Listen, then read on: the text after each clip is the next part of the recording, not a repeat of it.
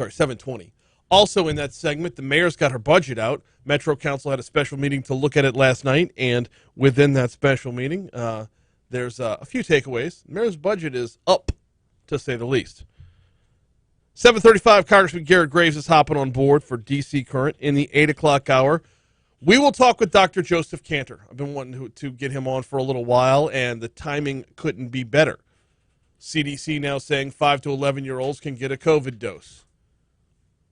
So they're in play now.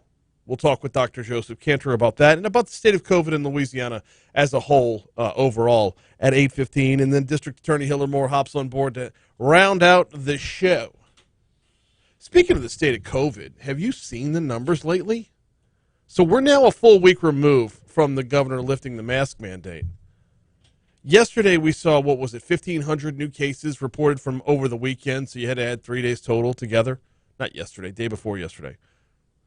You had to have 3 days total to get the Saturday, Sunday, Monday numbers all combined into one. It was 1,500, which would tell you about 500 a day. But even within that, there were over 600 backlogged cases that day as well. There were also, on Monday, 8 new deaths reported over the course of a 3-day period. Well, as we've continued on with the week, yesterday saw the same number of new cases as people in the hospital. 247. We are now down to 247 COVID patients in the hospital. 10 new deaths were reported yesterday, and like I said, 247 new cases reported yesterday as well. 1 week removed from the lifting of the mask mandate, we are still trending in the right direction. Let's hope those numbers keep up. Of course, it takes 2 weeks to develop any kind of trend of any sort when it comes to COVID, or at least that's what we've learned over the last year and a half. 2 weeks to develop a trend, so 1 week removed, we're not going to see anything. About this time next week, we'll reconvene. We'll look at it again. All right, we got to talk sports in our next segment. We're going to get you there in just a little bit. First, got to ask you, if you were to get into an accident this morning on your way to work, do you know where you're taking your vehicle? It's important that you know ahead of time. And the reason for that is, if your insurance company sends you where they want you to go, I can assure you, you're not the customer, the insurance company is. If a tow truck driver magically appears on the scene of an accident and takes you someplace, they've got a deal hammered out there for themselves. So again, you're not the customer. You decide where you take your vehicle after an accident. And that's why I tell you every day about Complete Collision and CompleteCollision.com. They've got 2 locations. Bigger footprint is on Plank Road in Zachary. They are also on Perkins in Baton Rouge, just east of Bluebonnet. Their phone number, 768-9898. 768-9898. That will put you in touch with whichever of those 2 locations is closest to you, more convenient to your needs. The thing about Complete Collision Center, they're working for you. They're not working for the insurance company.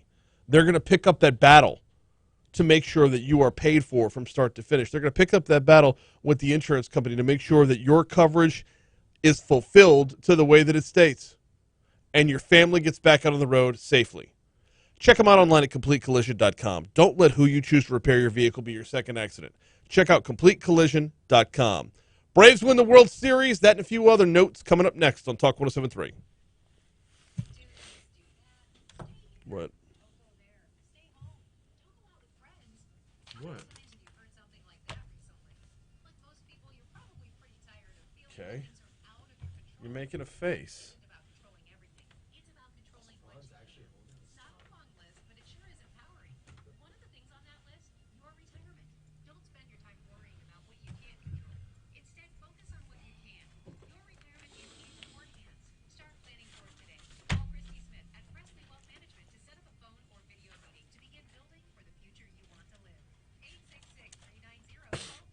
It's no shave November, right? Allegedly. So I'm not shaving until December 1. I'm not Starting when? shaving. How many days is that? How many? December 1. No shave. So you're 3 days in with that? Actually, it's probably before. I don't Really? I don't grow. Interesting. I don't grow thick. Wait. Oh, I'm a little jealous of that, man. You can't even grow this? No. I'm saying that, like, if I skip a day, It just comes all in. yeah, I'm a mess. Yeah. What Like if would your family do? What would the world do Never went You know, over I the don't know. I don't like it. I'm uncomfortable with it on myself. So top. Okay, fair enough. No Ted Lasso mustache. mm. No Coach Beard. No, if I were going mustache, it would have to be full on Frank Reagan, a full Tom Selleck. Same guy. Frank Reagan is his character in Blue Bloods. He does. Tom Selleck grows. That is the gold standard of mustaches. Besides, what's his name? The cowboy actor grows the handlebars. He was in Big Lebowski. He was Sam Elliott? yeah, Sam Elliott. Sam Elliott's mustache is probably a little bit more impressive than Tom Selleck's.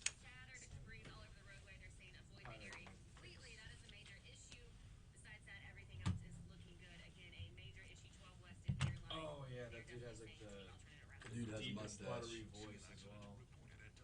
That dude has like a narration voice as well.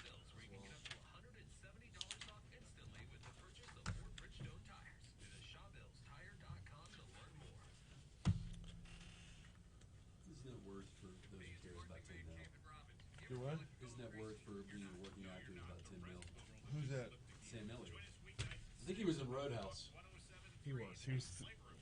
Yeah. What's his name's mentor? Patrick Swayze's mentor. Which is there a specific order for these cuts? You just kind of hint at it. Call of the final out. Freddie Freeman speechless, and then presenting the trophy. Okay.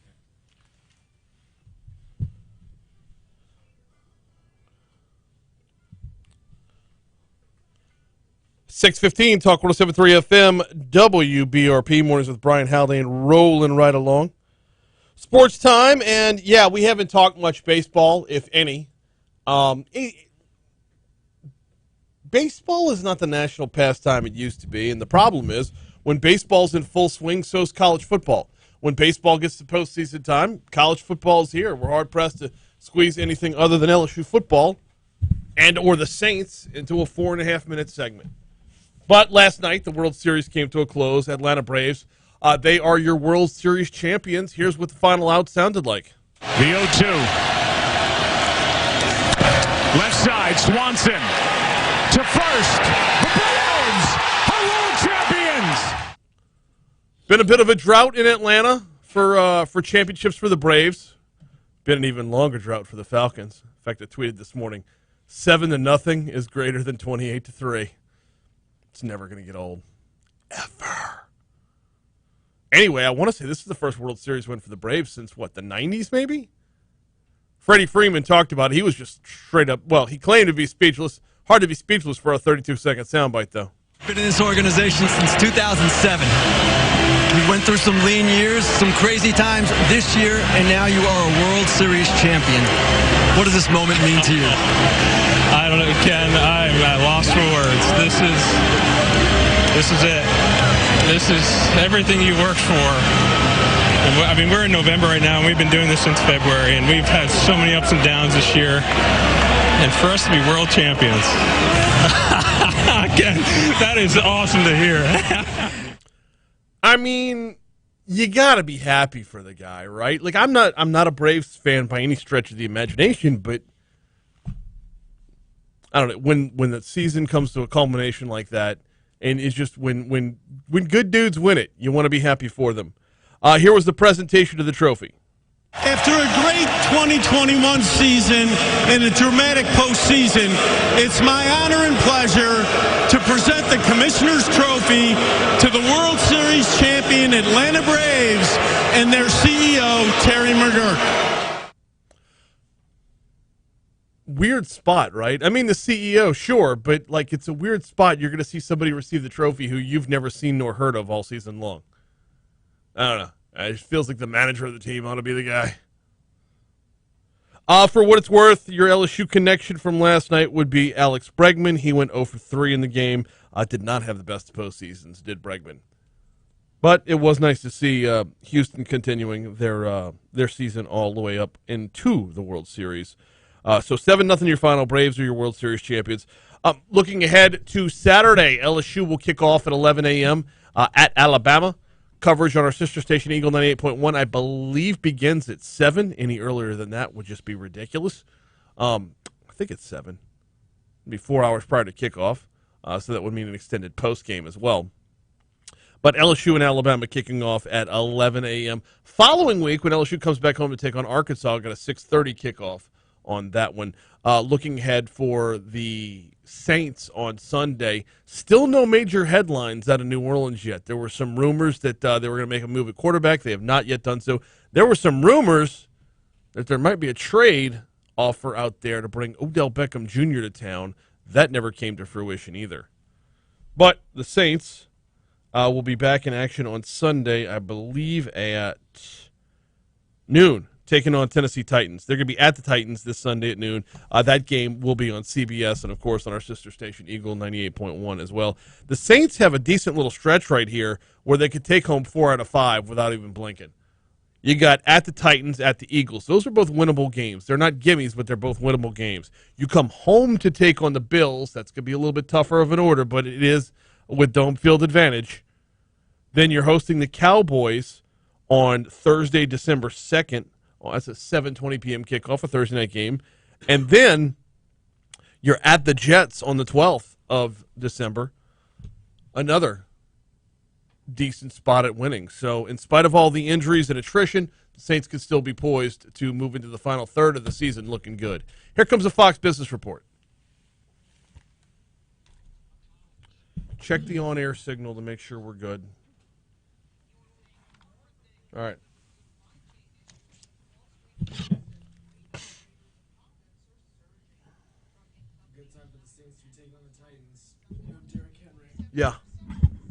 Really bad for my fantasy team, but yeah. So that dude was carrying me. I think I'm 27. 20-year-old fat chick on Twitter. Shout out. What? Kev. Franzi, you should help your boy Haldane out with some tips on improving his show and growing his YouTube audience. He's down to 45 total views in a 24-hour period, 12 live viewers. Not an aberration. The trend is set. He is dying. Teach him how to get guests. This is the same guy that said my show wouldn't last 6 months. I've stopped paying attention to him a long time I got ago. to tell you, I think you have more views on YouTube than I do. Oh. So I feel uncomfortable telling someone who has a better viewership on YouTube how to get views on how to do their job. I mean, I haven't looked at the Go Rouge trends on YouTube, but it's... What iteration is he going by on this time? I think it's a 20-year-old fat chick. Shout out, Kev. Oh, I haven't even seen him. Is he on here? Well, he tagged me. Oh, It was a me tag, not you tag. okay. Well, Yeah, I my didn't get last the show got notifications. 23 views. The one before that was 66, 63, 68, 55. I mean, you're Yeah, I did a little experiment about a week or so ago where I called a dozen people. and said, And watch. at this time. Mm-hmm. They all did. They sent me screenshots of them watching. And you still didn't have the views. And I had a dozen screenshots all at the same time, I had 5 people viewing. There's something legitimately wrong with it. I don't know how to fix it. Do what? No. Well, that may be the... You can have idle viewers, but if there's no account linked to those viewing, then it's not going to count for the algorithm. It's very important. Huh. Knowledge is power. What? I said, I didn't know that. Knowledge is power. Yeah, when it comes to modern day media, that's It's weird. Do you want to see what this guy is hanging on for on one? yeah, I really didn't, but Yeah, I know. Talk 173.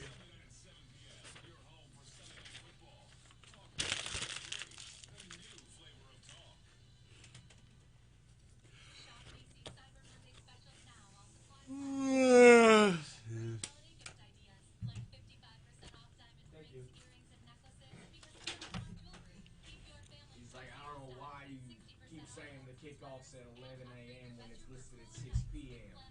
Who's the dumbass? About the Alabama game? Am I wrong? I don't know, man. I haven't checked. It's a lot of anger there, man. A lot of anger, dude. Morning, bro. Oh, it is 6 p.m. I thought it was a morning game. Because we're 2-0 in morning games this season. I thought it was 11 a.m.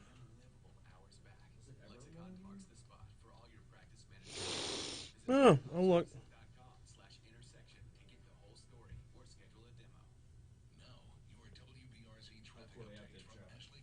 Yeah. That's weird. It was announced as an 11 a.m. kickoff. That's going to change things dramatically.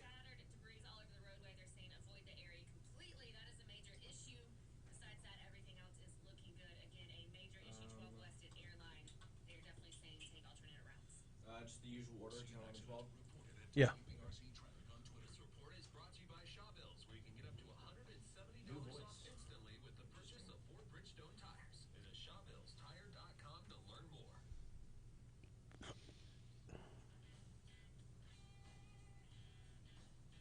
You can knock out Muya if you want.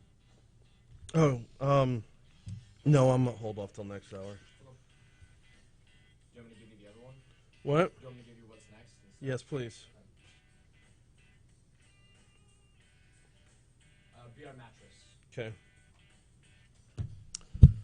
624 Talk 107.3 FM WBRP. I need to update my copy. My apologies. LSU and Alabama kicking off at 6 p.m. on Saturday. That was definitely a change in game time. So, yeah, correction there. LSU, Alabama, 6 p.m. All right. Taking a look at Hurricane Ida. Insurance Commissioner Jim Donnellan sounding off with our news partners at Louisiana Radio Network. They'll have more for you on this coming up at the bottom of the hour. The number of insurers offering hurricane coverage in Louisiana are shifting, as claims from Ida alone are expected to be in the $20 billion ballpark range. You know, we talked with Nathan Custer from FEMA about this the other day. FEMA is getting close to the $1 billion mark for their coverage. We've talked with the SBA about this as well. They're approaching a similar mark. Meanwhile, insurance has picked up $20 billion so far. State Insurance Commissioner Jim Donnellan says at least 2 small firms have exited the state over insolvency concerns. But post-Katrina, a couple of dozen more have since entered the picture. We have been very successful since Katrina in attracting 30 new to our state small regional companies. Donnellan issued an emergency rule prior to Ida that barred insurers from axing insurance coverage, but that expired late last month. He says a dozen more insurers may be exiting the state for financial reasons, but not on a voluntary basis. I do anticipate a handful of companies being found insolvent and being put into receivership. I've got to wonder if that doesn't open up a bigger question about whether or not homeowners insurance is something that would be even viable at this point. They wouldn't be writing any new business. I don't know if somebody new moves in or what. About time to get the insurance commissioner back on again. Donnellan says he expects home insurance premiums to increase by 10 to 12% next year, following Ida's devastation and the costs incurred by insurance companies that goes along with that. Donnellan also says these have been trying times for all of us, including those who provide the coverage. Who have to take on the risk of these huge catastrophic events that have hit our state in the past 2 years. You're going to hear more about this in our news coming up at the bottom of the hour. Right now, though, shifting gears. Oh, actually, you know what? We're giving away tickets to this Friday night's Symphony, the 75th anniversary of the Baton Rouge Symphony Orchestra coming up Friday night. It returns to the River Center Ballroom to celebrate that anniversary. Maestro Timothy Muffet will lead a walk through the symphony's past, as the concert will feature music from some of their favorite performances over the years. Tickets are still available. They start at just $30 by visiting brso.org/tickets, or hop on our YouTube page. We're going to give away 2 sets of tickets today. One this hour and then one in the 8 o'clock hour. The 75th anniversary celebration of the Baton Rouge Symphony Orchestra is this Friday night at the River Center Ballroom. Got CBS News coming your way in just a little bit. After that, we're talking with attorney Franz Borghardt about Matthew Meir has pled not guilty. Now, we don't know yet if this is a death penalty case or not. How is all this going to play out? What kind of timing are we looking at here? We'll break it all down with Franz in just a little bit. Hey, If you didn't get that good of a night's sleep last night, might want to think about swinging by the Baton Rouge Mattress Outlet. They've got 2 locations. One is on 4065 Florida Boulevard. That is in Mid-City. Bigger footprint, bigger showroom, larger number of mattresses on the floor to choose from, or the corner of Jefferson and Rouge 2, out in the southeastern corner of the parish.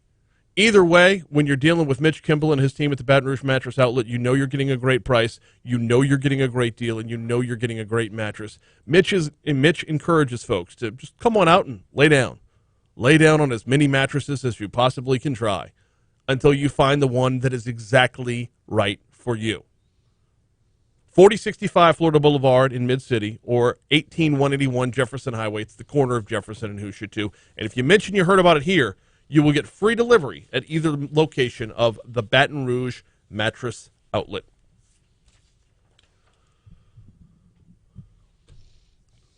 How much election coverage did you pay attention to last night? I got to tell you, I was not that dialed in. I was keeping up with the updates on my phone, like as they'd come across, and golly, it seems like an awful lot of updates to find out who's the governor of Virginia. I guess when you're a national news outlet, that's easier than working, but we're going to talk with CBS for maybe a couple minutes in the 7 o'clock hour about the elections last night. I'm curious where the conversation on national news is headed, though, or national politics is headed. I'm just not dialed in.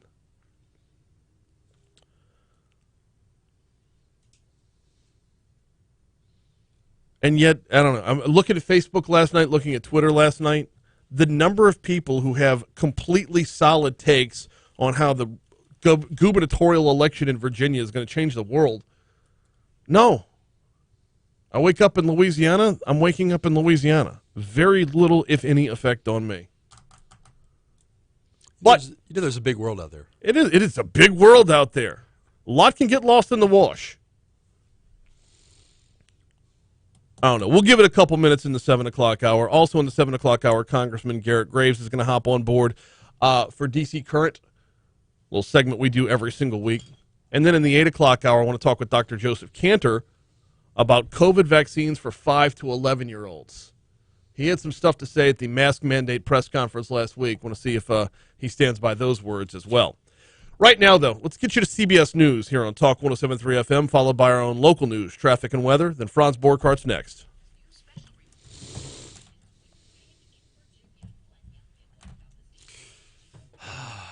Freedom's just another word for nothing left to lose. I really still don't know what that means. No, me neither. This Bobby McGee guy sounds like a jerk, though. I don't know that I've ever listened to the actual lyrics of that song. Good morning, Christy. Welcome in, boo. Yeah, I ran into Christy. I ran into Christy both at the Fall Fest as well as the basketball game. Yeah. I'm pretty sure your son hates me. He hates everyone. Why would? Don't take. I tried to give him a fist bump at the Fall Fest. He ran behind Christy. I tried to give him a fist bump. That's just what he does. Fist bump at the basketball game. I mean, you know, he's one of my boys. I am excited. Don't take it personally. I am excited. Friday is Jersey Day, so the basketball players get to wear their purple jerseys. Purple jerseys to school, man. Purple team in full effect.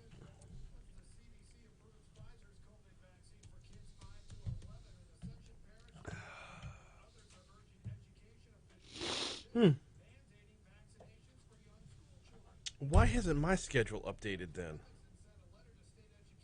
This is frustrating. Bless you.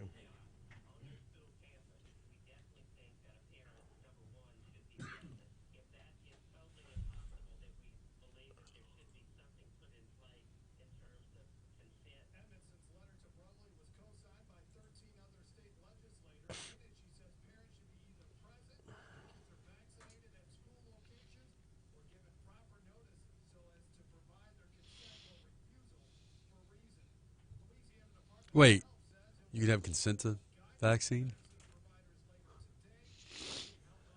Sorry. Considering there have been no mandates within Louisiana when it comes to vaccinations up till now. I know, I was just being silly. I was just being The silly. number of people that are losing their minds over this is amazing.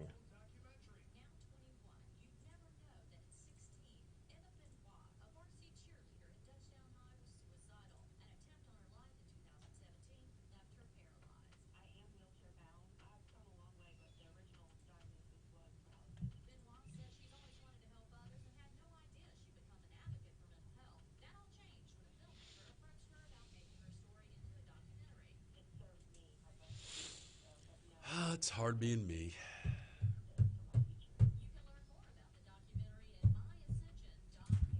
Was that Just is.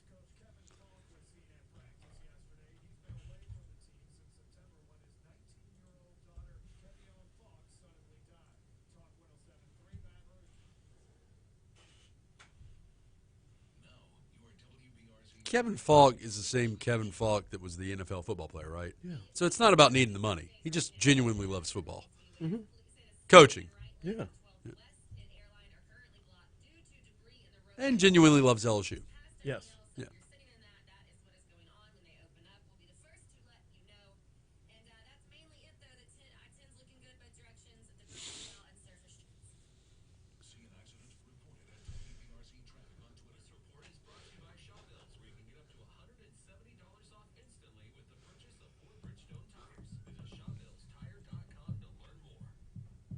Look at that hair. That's beautiful. That's just beautiful hair. Morning, right there. T-Bob.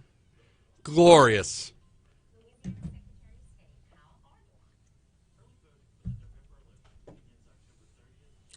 I'm not going to say I fantasize about having hair, but if I could have hair, I would like hair like T-Bob's. Yeah. Yeah. It's got a lot. Not so much Moscona's. Well, Moscona's in the same boat. I'm in the you same are. boat. Yeah. In. No disrespect, when's the last time you had hair? 20, what you would call hair, 2006, and then towards 2008, 2009, I was starting to push the limits in terms of the recension, the bald spot. So I would say 2010 was a safe time for when I just started outright shaving it. I would have been in my 30s, early 30s. I'm 42, man. I don't look 42, man. Like, Brian looks every minute of 52. I don't look 42. No, it's fine. I'll be back in 1 second. As he runs to the bathroom. No. I gotta pull up some audio that I haven't listened to for intersection of practice management software and legal support services for your firm. You'll get more billable and livable hours back. Lexicon marks the spot for all your practice management needs. Visit lexiconservices.com/intersection and get the whole story or schedule a demo. I'm Brenda Connor, identity theft victim. No, I'm Brenda Connor. Too bad it's hard to tell which Brenda is real. That's what I think. I've got LifeLock to monitor my info and alert me to potential identity threats. What's your favorite TV show of all time? They help fix it. Ooh, that's tough. You can give a short list if you wish. So I'm a big fan of Seinfeld. I did get hooked into so basically TBS binge watching. Big Bang Theory was one that I was pretty much committed to. Seinfeld was two of my favorite comedies. Well, I'm gonna have to think about this one for a while. Let's get back to you after the segment. Or maybe midway through. Quantum Leap when I was growing up. I remember a little bit of Miami Vice, but I don't remember. Let me think. Anything that's come out in the last 10 years? Oh, well, I'm sure. I'm There's sure. been some good shows, obviously. So in a previous life, I was married, and we watched a lot of Bravo, and it was reality shows, and I was a big fan of the real estate shows where they were selling houses. Oh, yeah, like The million dollar listing shows. Yep, those are always entertaining.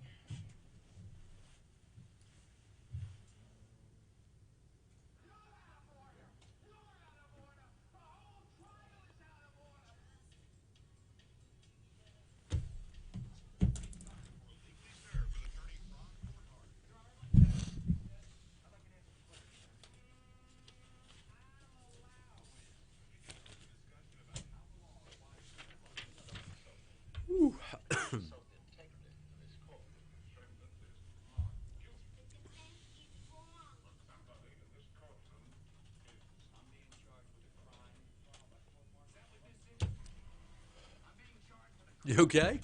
You okay?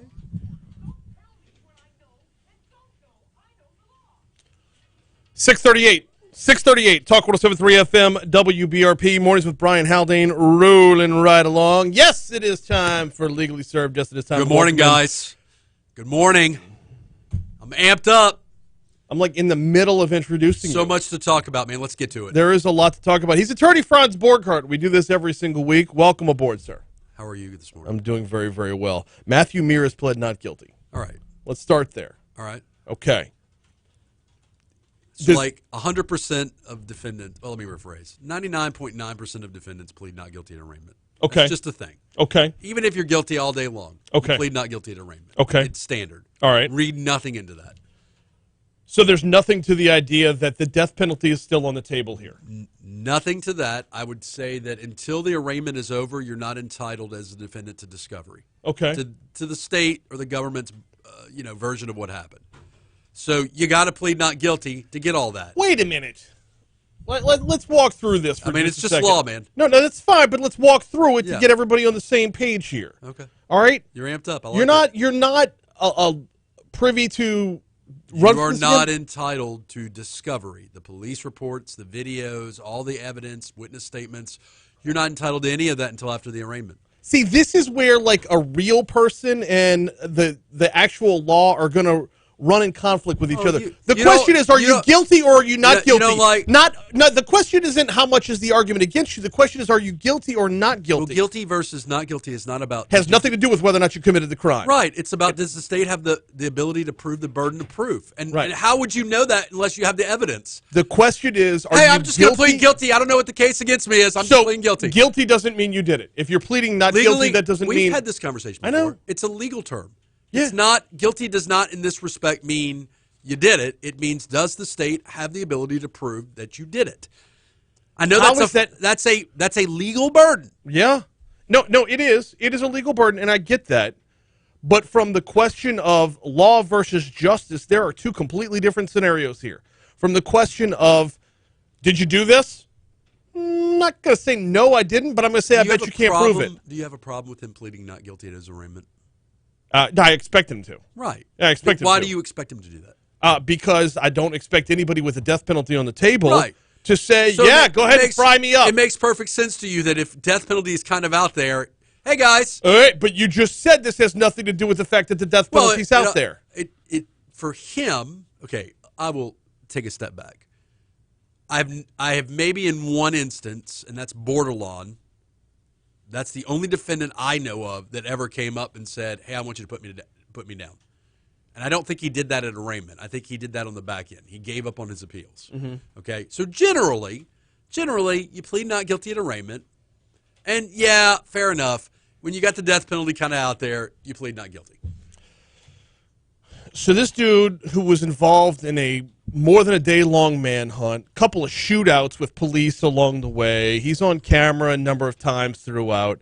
I'm guessing once he is entitled to whatever the police have on him, he's going to learn a lot more about how many mistakes he made along the way. Sure. He's going to go through all that, and if, like, someone coughed at a turn, then it's going to get thrown out.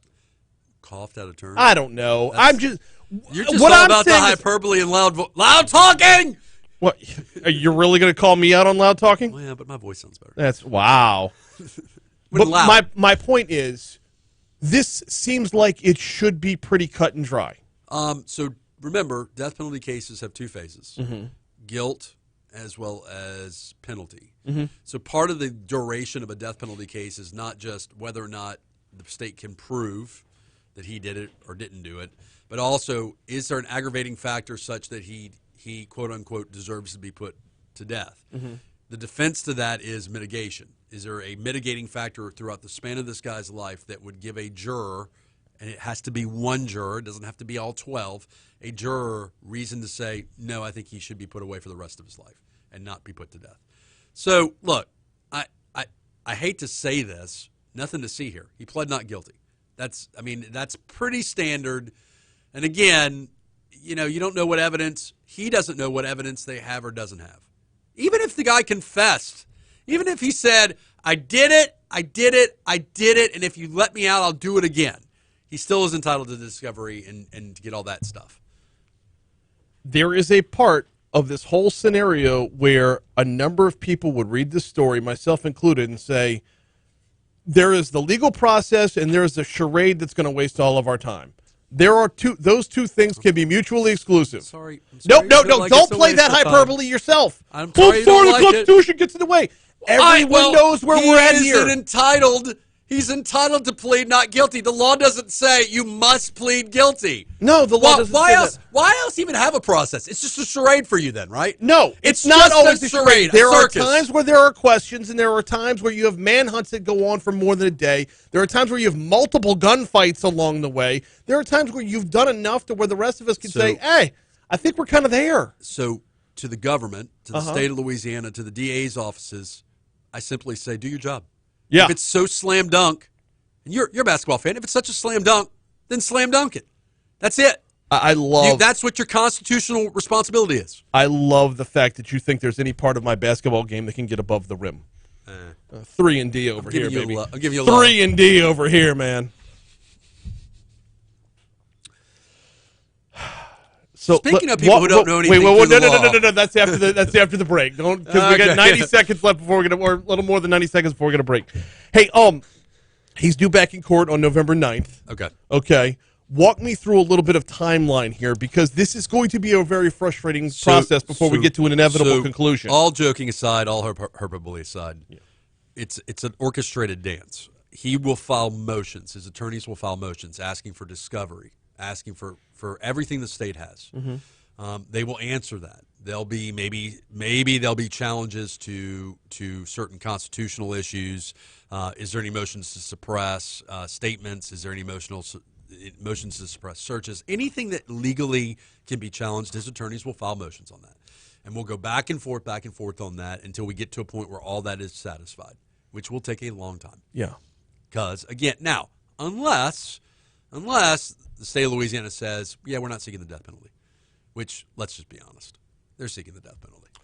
I can't really fathom them not doing that. Is that we can agree on that? Yeah, well, and that's why I brought the topic up the way I brought the topic up, because would there be, if the defense were to come out and say, we will change our plea to guilty if you take the death penalty off the table? Well, so remember that there's a process for both the defendant to get there and then also for the victims. So the victims have to sometimes, it takes time for them to get comfortable with the idea of taking the death penalty off the table. So that takes time. Yeah. And look, that's a good thing. A victim or their family that at the beginning says, we want this guy fried like chicken. They don't fry anymore. It's injection, but like chicken. Yeah, like chicken. What? Yeah, but the point is they may need time to get to that point, to be comfortable. Look, again, the state of Louisiana has a burden. I'm sure they are more than capable of reaching that burden. Slam that basketball. You got it. Do it. All right, we're due up for a break. When we come back, Franz Borghardt once again has an issue with our Attorney General. Many issues with our Attorney General. We're going to walk through that after we take a quick break, check your money now, check traffic, and, well, everything else right here on Talk 107.3 FM. Let me try this one more time. Hey, that press conference for the mask mandate was last Tuesday, right? I think so. Because I had sound bites from it on Wednesday. Do you remember where you saved it? You weren't able to email it to me because of the... I know which one it is. Let me get that real quick. Okay. Well, I'm going to pull it up in the production room so I can find the soundbite I'm looking for. All right, I'll look for it right now. I'm pretty sure it was in like October.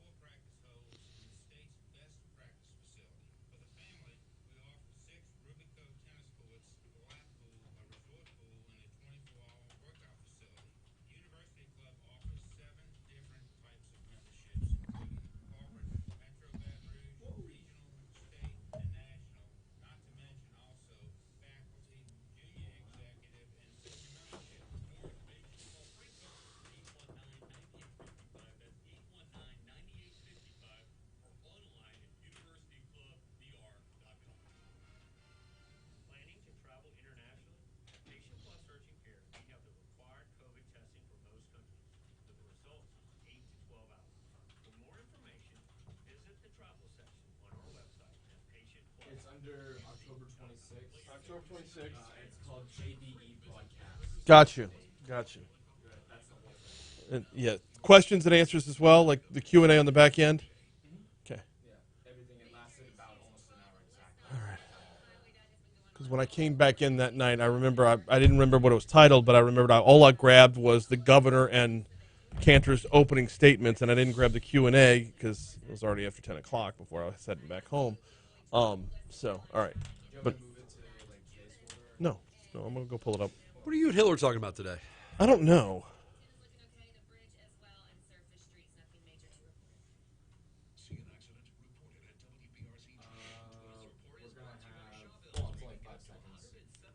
Well, oh, okay. Tiffany wants us to talk about the warning of people giving out edibles to kids for Halloween. What's 10? Hey, come on. Give my money.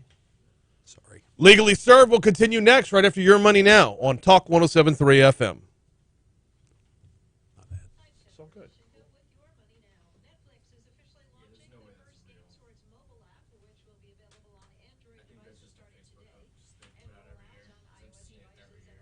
And it's not even a Facebook thing. It's been going around since I was a kid, not just edibles, but look, has anybody found anything in candy for reals ever? It's like, be careful when you sit down at the movies because AIDS-infected needles are in the chairs. I'm not saying I've ever or do partake, but I've been in college recently. Nobody's giving out edibles for free. It's expensive. My body's a temple, guys. My body is a temple. Nobody does that. Byron, you can be my wingman. Byron's offered to be my campaign manager. Okay. Yeah, last night I didn't get a lot of sleep. Sorry. So my problem is I smoke cigars, Yeah. and I get sinus headaches in the night, and so I can't sleep. Oh. You can hear me. I'm a little nasally today. I figured it's a changing weather. And that does it too.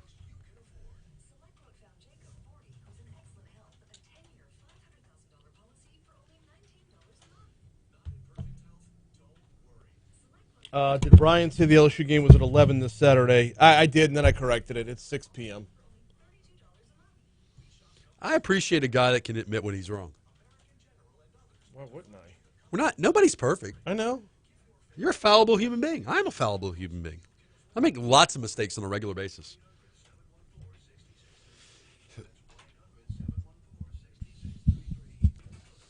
I mean, just because you have a radio show doesn't mean you're perfect. Far from it. What? Huh? What do those two things have to do with each other? What?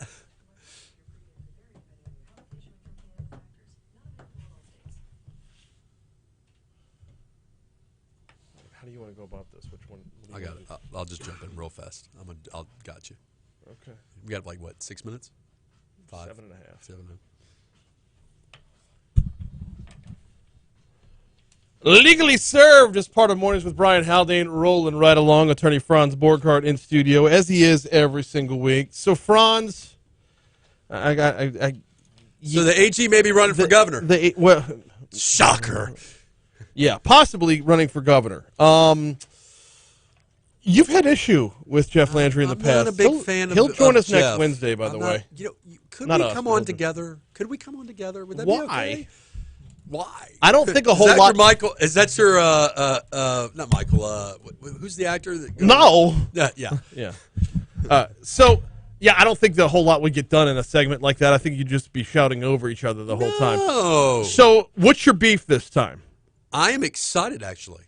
I'm excited and simultaneously terrified. Excited that this state that deserves a good attorney general. We deserve nice things as a state. We deserve a better class of attorney general. Maybe losing Jeffy. What is your beef with the attorney general? Why is he not a good attorney general? He's an incompetent buffoon. Why? You can just throw out accusations all day long. I'm asking you so why. Historically, and this is stuff I've referenced on this show before, I want an attorney general that focuses on the state of Louisiana and who doesn't use his position to grandstand for other state office like governor and national offices. I understand it's a political – I'm not naive. It's a political office. They do that. Politicians do that. So all the ridiculousness he's done on the national stage, all the ridiculous lawsuits that he's failed at. A lot of it has ties back to Louisiana? Like, for example, fighting Facebook. Look, are you on Facebook? His job is really not that complicated. His job, he is an attorney for the state of Louisiana, and he prosecutes. And look, I don't expect him to get in the courtroom and try cases as an attorney general. I get it. That's not his job, okay? And so we're clear, and I've always said this on this show. The men and women that work for him are very competent, very capable, outstanding prosecutors. Yes. Okay? Some of the decisions he's made, though, as Attorney General, I just have question with. Some of the decisions he made in light of some of the individuals working under him that were accused of doing things that were, I don't know, just downright inappropriate, and the retaliatory method in which he treated people after they whistle blew, I got a problem with that, too. I want a better Attorney General. I want somebody that can paint the Sistine Chapel, not finger paint. I'm sorry. I said it. Yeah, you said it, but you've yet to back it up with an example. Dude, I've been on this show for how many years now? Oh, yeah, Every time we talk about it, I give you examples of why I think he's a no-talent clown. I'm working under the assumption that the majority of the audience doesn't take notes every time. I want someone who's going to do, at a basic core, I want him to do his job. He was elected by constituents to do a job. I want him to do the job. Okay. That is my problem. What I'm asking you is, he's where going is to he run for not? governor. He's going to run for governor. It's like it's going to be. Yeah, he's going to run for governor. Which is he not allowed to do that? No, he absolutely can do that. Just like somebody can plead not guilty. But here's my question, though: is what is he doing that's not his job while he is running for governor? Again, I find that the vaccine commentary, the mask commentary, the COVID-19 commentary, that puts him in a weird spot for sure. Right? No. I was with you on that at that time. Yeah, for sure. The way he kind of at first was like, "We all need to unify. This is not about politics," and then the way he just kind of said, "Anything the governor says, I'm going to disagree with it because it's good sound bites for me because I'm running for office. I'm running for governor." I'm excited. I'm excited. He may not be our attorney general anymore. I'm nervous. He may be our governor. I'm nervous. I don't think he'll do as good of a job as governor as he did as attorney general. Yes, this is me bashing on Jeff Landry. You now, are. And you know what we need? Fine. You know what we need? We need an attorney general that knows the law, that has practiced law, that has done courtroom stuff, that has a working knowledge of the Constitution. That would be nice. I'd be excited about that. If only we could find somebody that could do all that. From Jeff Landry's... that could prosecute justly. Yeah. Well, as opposed to just getting criminals off. Yeah. I've done both. Yeah. As Attorney General, I have continuously fought to protect the rights of our citizens under both the Second Amendment to the U.S. Constitution and Article 1, Section 11 of the Louisiana Constitution. I will keep fighting for your gun rights. This is from the Daily Caller. Daily Caller. Well... That's one of your favorite sources, right? No, I don't know that I've ever referenced In fact, the Daily I think Caller I sent you an show. article from the Daily Caller before, and you made a comment to me about it not being a reliable source. I'm pretty sure I did. Yeah. But it stems originally from a press release from the Attorney General, but I'm guessing this is one of those areas where you have a problem with the Attorney General sticking his nose in something that would go beyond the state up to something national. This is about big banks wanting to not have guns. What's his job? He's the Attorney General for Louisiana. Right. But you understand where the gray area is here, where it's I'm okay if that were just a outlying issue. I would be okay if there were one instance or two instances. It's the fact that he does this with everything. Do the Bill Belichick, the Patriots, do your job. The team slogan, do your job. That's right. I just referenced the football team. That is actually the team slogan, do your job. Is it, though? Yeah. Okay. But this is like one example, and you've got many more. We're almost out of time. We're not going to be able to dive into this any further. I got to know what's on Go Rouge this week. I think I may have you on as a guest, maybe. What? I don't know. I'm scraping the bottom of the barrel. Really, you are. Yeah, I've got like 4 episodes left. What's underneath 4 episodes left. And then are you really calling it after 100?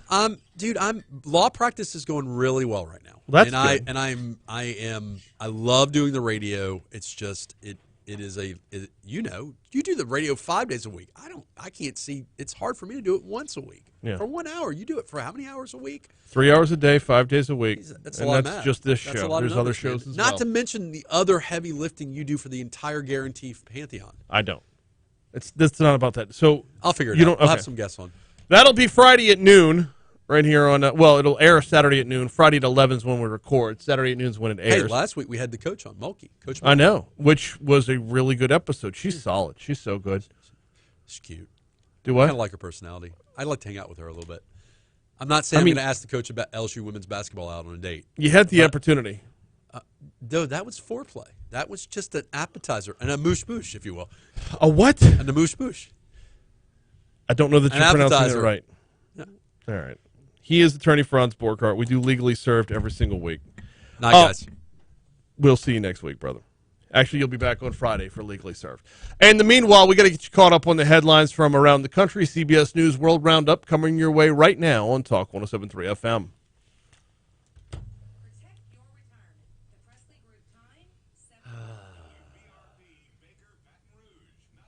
It's had a lot of fun at the ball this weekend.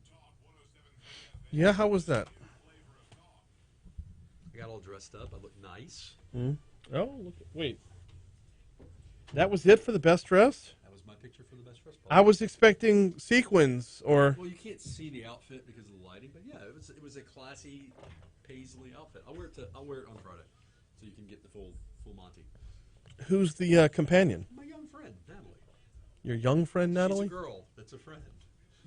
Yeah. These are hot. I'm not comfortable talking about my love life. That's fine.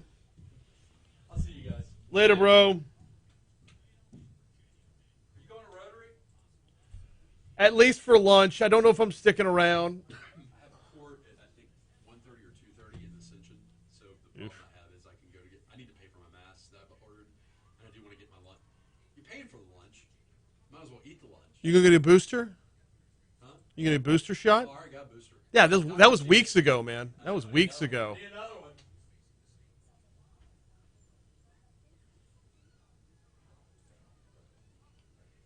Big day for elections in history. Sounds about right.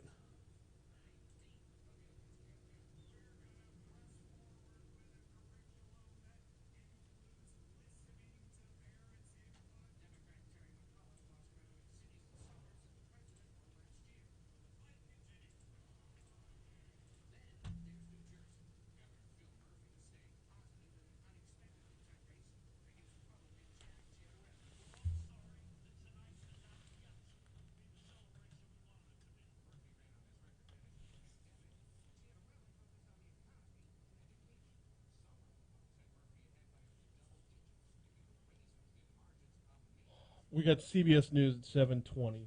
That actually came through. It's gonna be Jim Crisula. What? At 7:20, we're gonna have CBS News. We're gonna have a guest from CBS News, one of their reporters. I thought we were like adding something new to the show. No. Why? That's like smack in the middle of the segment.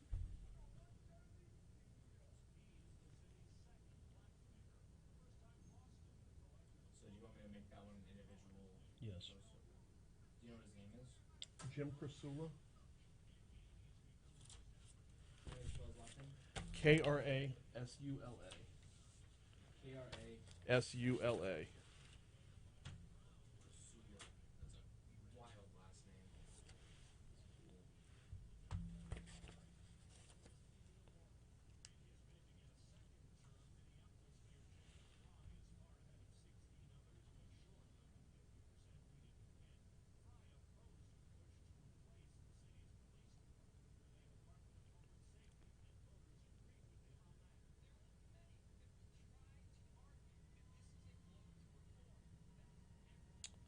I'm gonna do a second Baton Rouge mattress.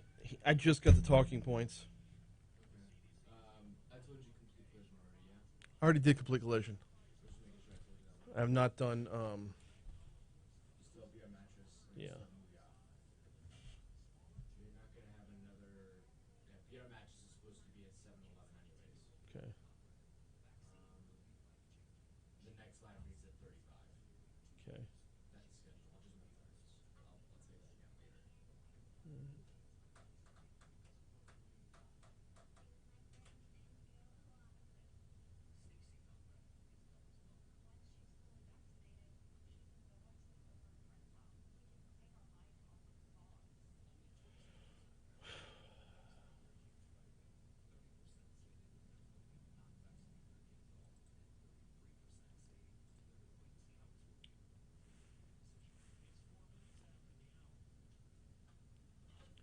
forgot to go get my water.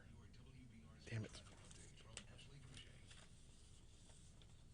issues at 12 westbound and Airline Highway. That has been going on all morning, at least for the last hour, as a tractor trailer has left debris all over the roadway. So they do have some lane closures, and they're asking you, the police, of course, asking you to avoid that. I absolutely avoid 12 west and Airline traffic, at least back to Juban, and we'll let you know when it gets a little better. Besides that, 10 is looking okay. The bridge There's a is lot of well, and opportunities Church for you to Street, make so political if you made it to jokes the in this state history. Okay. Won't have much to say. Support is brought to you by Shawbills, where you can get up to $170 off instantly with the purchase of 4 Bridgestone tires. Visit ShawbillsTire.com to learn more. Your Wednesday is looking cloudy and chilly. Afternoon temperatures will rise only into the low 70s, which means you'll spend most of the afternoon in the 60s. As clouds get thicker throughout the day, a few showers will likely move into areas north and west of Baton Rouge. These showers will be mainly light rain. Overnight temperatures will be in the low 50s and the clouds will persist. Thursday will start out cloudy and then some leftover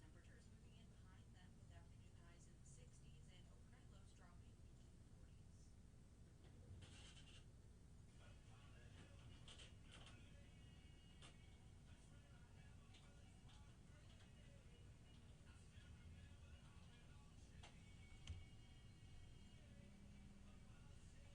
Those clouds will clear up and cool temperatures moving in behind them,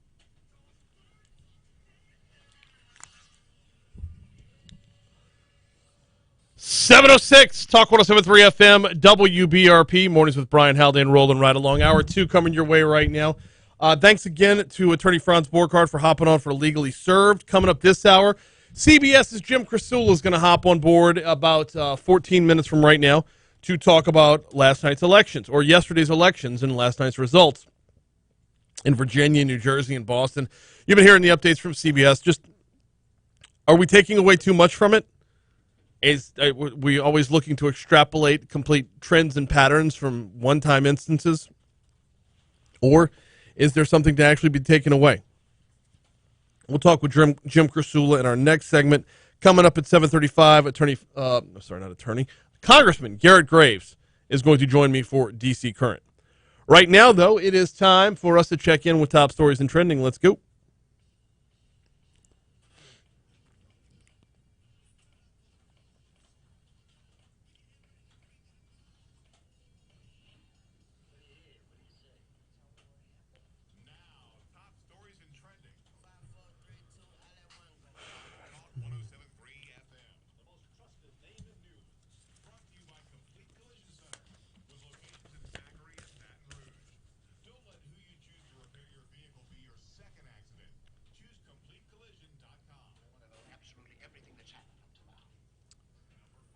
Got to start off with the story you just heard Anna reporting about in traffic. I-12 westbound, slow going at Airline Highway. This is due to a truck that was hauling a load of stone countertops suddenly lost its load before 6 o'clock this morning. The countertops fell and shattered along the roadway around 5:30 a.m. According to the Baton Rouge Police Department, the center and right lanes of 12 West Airline are blocked due to the situation. Crews are currently working to clean up the debris, but it is causing some pretty major delays.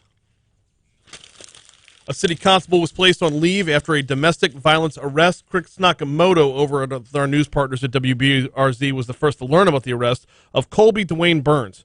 Burns, 31 years old, was booked into the jail late Saturday morning on domestic abuse, battery, and child endangerment charges. His one-time fiancée said he refused to leave the house where she was staying, and during an argument in which the kids were present, he pushed her and threw her cell phone on the bed when she tried to call her sister for help. Burns was booked into jail around 10:30 Saturday morning, posted a $3,000 bond around 6:30 Saturday night. He is on administrative leave without pay from the constable's office. He had to return his city-issued equipment while he's on leave. So we all want a new Mississippi River Bridge, but where, oh where to put it? Just a few months ago, 32 potential sites were up for debate. Now that number is down to 17. Quote, so we're looking at locations you'll see in the Bruley, Addis, St. Gabriel, Plaquemines area. So after sorting through those, we're finding environmental challenges and they're finding navigational challenges. We're eliminating those locations, and then hopefully very soon we'll get it down to a smaller number, said Scott Kirkpatrick, the executive director of Crisis, which is an acronym for the people looking for the new bridge. Aside from those challenges, a federal review process needs to happen to secure permits that allow dollars to bridge those funding gaps. Officials hope to narrow the list of locations down to 3 by next summer. In the meantime, drivers will just keep on with the 2 bridges we got. According to a news release yesterday from Mayor President Sharon Weston Broom's office, city parish debris removal crews have so far completed their first parish-wide pass and collected over 860,000 cubic yards of storm debris from Hurricane Ida. The news release said crews are now conducting their second and third comprehensive passes in all neighborhoods impacted by the storm. Trucks are collecting debris along residential roadways in the city of Baton Rouge and unincorporated areas of East Baton Rouge Parish. They're hoping to be done by Thanksgiving Day. An 18-year-old who escaped a juvenile detention center in Baton Rouge 2 weeks ago is finally back in Baton Rouge. He was captured in Texas with his girlfriend, who allegedly helped him flee across state lines. If you don't remember the story, Malik Williams and 4 other inmates escaped the EBR Juvenile Detention Center on October 14th after they allegedly attacked 3 guards while armed with a shank. The other 4 teens were captured during an overnight manhunt. Williams remained on the run until police announced his arrest on Thursday. Last week, police filed an arrest warrant for Williams' girlfriend, 20-year-old Shamika Holloman. One of the escapees told officers that Holloman, who lives in the Monroe area, drove to Baton Rouge on the night of the jailbreak to give Williams a ride. The latest update is Malik Williams and Shamika Holloman were extradited from Houston to Baton Rouge yesterday and booked in the East Baton Rouge Parish Prison. That is a look at your top stories. Here is a look at what's trending this morning. Louisiana's community of artists, musicians, and other imaginative creatives are too familiar with the effort it takes to find the right platform and use it to attract a loyal band of supporters. Yesterday, Louisiana officials announced the rollout of a new platform that local artists can use to help their endeavors take flight. According to a press release from Billy Nungester's office, that new platform is called Culturalist and is specifically designed to connect artists with cultural communities and consumers. This tool is a product of a collaboration between NOLA-based software company Culturist, the Office of Cultural Development, the Louisiana Division of the Arts, and Lieutenant Governor Billy Nungester. Basically, it's a hub. It's a one-stop shop featuring information on local artists, arts organizations, related resources, opportunities, and relief as well. That's a look at your top stories and a look at what's trending. Hey, I was telling you in the last hour about the folks over at Baton Rouge Mattress Outlet. Do need to remind you, or start reminding, that starting this week, or I should say this weekend only, Nectar Day 2021. What is Nectar? Well, it's a brand of mattress and other sleep products. But 25% off this Saturday at the Baton Rouge Mattress Outlet as a part of Nectar Day 2021. Why 25% off? Well, it's for the 25-hour day. Yeah. Before you roll back your clocks, go roll back some of the prices over at both locations of the Baton Rouge Mattress Outlet. 4065 Florida Boulevard, or the corner of Jefferson and Hoosier 2. The sale actually runs from Saturday, November 6th through close of business on November 8th. But you're not going to want to miss out on the 25% off any Nectar products over at either location of the Baton Rouge Mattress Outlet this weekend. All right. We are due up for a quick break. When we come back from that break, update on the COVID numbers. They continue to trend in the right direction. The mayor's budget is out, and it's a little bit inflated. We'll talk about that as well. But looking forward to catching up with CBS's Jim Krasula about elections around the country. Yesterday was Election Day. We're seeing the results pouring in this morning. We'll get a breakdown of it next, right here on Talk 107.3. How long do I have? You have 2 minutes. A little less than that.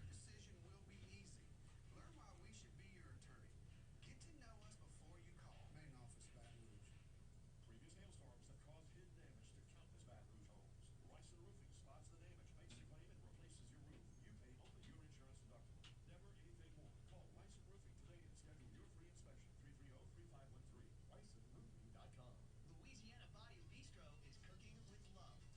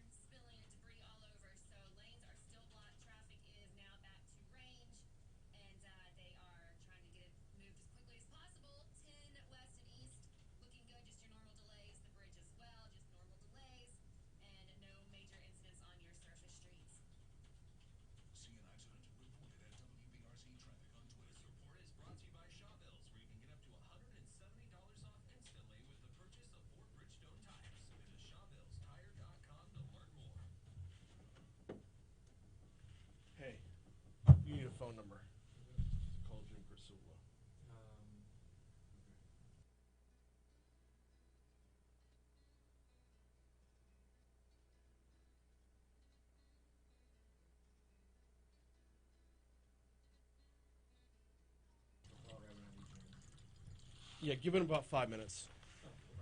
Oh, is it at 20? Yeah.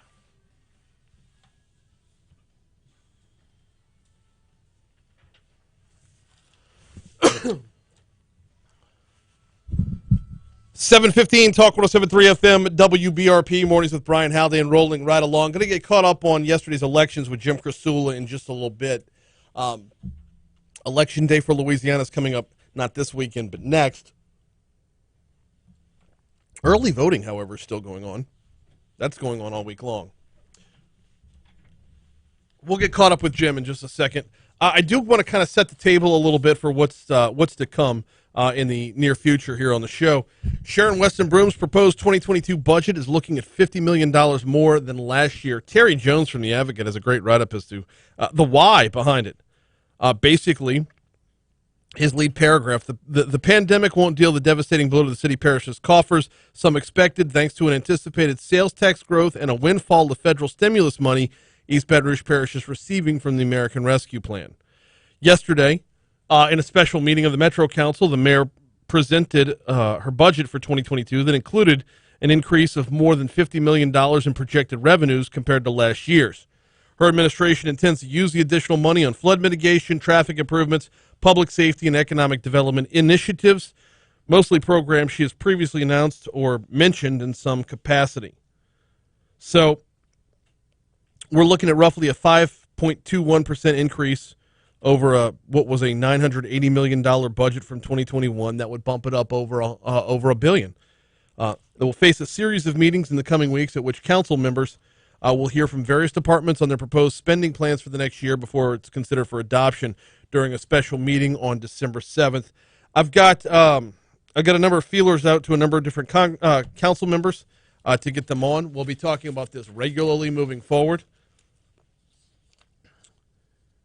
The general fund makes up about 31% of the city parish's total budget. There's an increase to the general fund as well that equates approximately $18.6 million. A lot of that, federal stimulus money. So where's it going to go? It's got to be one-time spending, right? For one-time dollars. Maybe the Move EBR plan is in there. We'll talk about it a lot more moving forward. Before we get you to Jim Krasula from CBS News. Whoop, I grabbed the wrong page. Here's the right page. Do you have your catering plans set for your Christmas party, for your holiday party? If not, might I suggest Mooyah, burgers, fries, and shakes. But Brian, I go buy Mooyah for a burger. What are they going to do for my holiday party? They're going to bring the whole burger bar out there, or the hot dog bar, or a combination of both. Either way, you can't go wrong, and you're going to step away from that normal, I got some chicken tenders over here. Pam brought potato salad. No, get away from all that. Go Mooyah, burgers, fries, and shakes. Let them bring out the burger bar. Let your guests make the burgers to their liking. Get yourself the sweet potato fries dipped in honey on location.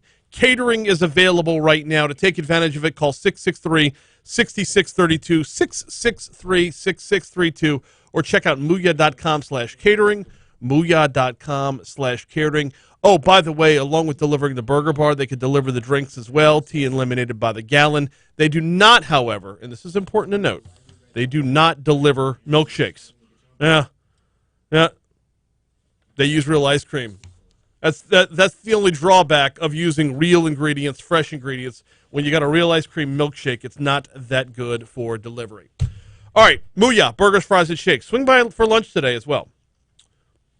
We saw Election Day yesterday throughout a lot of the country.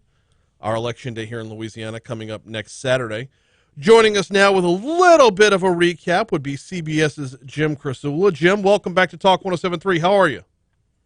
A little sleepy, but you probably are too. But hey, that's the price you pay for startup, right? Morning after election. I mean, really interesting what happened here in Virginia yesterday. So yeah, let's start with what actually happened, and then let's dive in on some of the implications. How did this play out, and what are we looking at for results? Just about a month ago, 5-6 weeks ago, Terry McAuliffe, the Democrat running for governor, and he was governor here from 2014 to 2018, had about a 10-point lead in the polls. And we put that into perspective, the fact that Republican Glenn Young, a 54-year-old one-time equity partner, a newcomer to politics, never held office before, defeated McAuliffe here yesterday. It became official early this morning.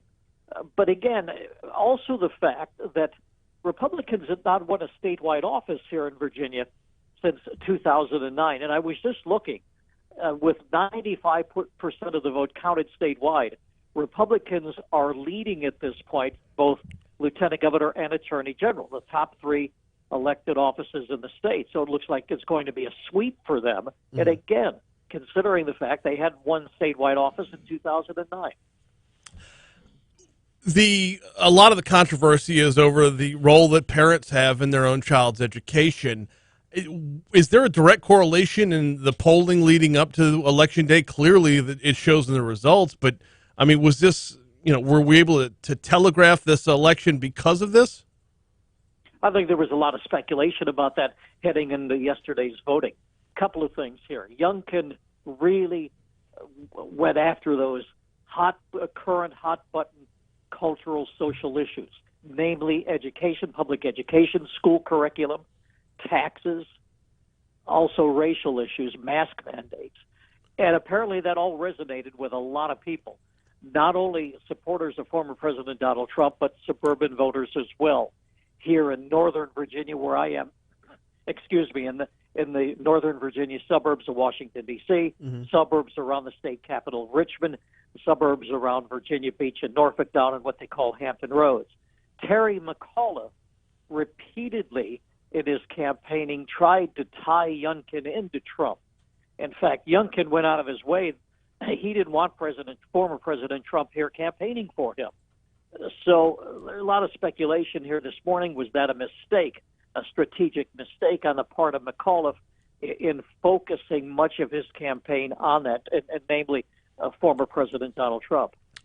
Are we putting too much on Donald Trump because of this election, or, and this is going to sound weird the way I ask it, but just follow me here. Is the opposition to Donald Trump putting too much emphasis on Donald Trump and running against the wrong opponent? Oh, that's a very good question. And I think that a lot of people would answer that by saying yes. Certainly that's something that the Democrats for sure are going to have to look at as they delve into the county-by-county vote breakdown and as they look at exit polling. Regardless of your political persuasion, Democrat, Republican, and independent voters in exit polls yesterday all said that their most important issue as they went into the polling place was the economy and job growth. When it comes to the economy and job growth, this is another example of someone without a political history proving victorious. Can we call this a trend now for folks to just dive into politics on a really big level, not like starting on a city council level and moving their way up, but just diving in on a really big level for their first political gig? I hate to use cliches, but the word blueprint, I think that's a word I've heard and seen a lot of the last 12 hours or so. Did Glenn Youngkin provide Republicans a new blueprint to win elections while distancing themselves from former President Donald Trump? It's a good question again. But yeah, it's striking that this guy never held political office before, and he campaigned as a political newcomer, an outsider, if you will, and look at the success he had.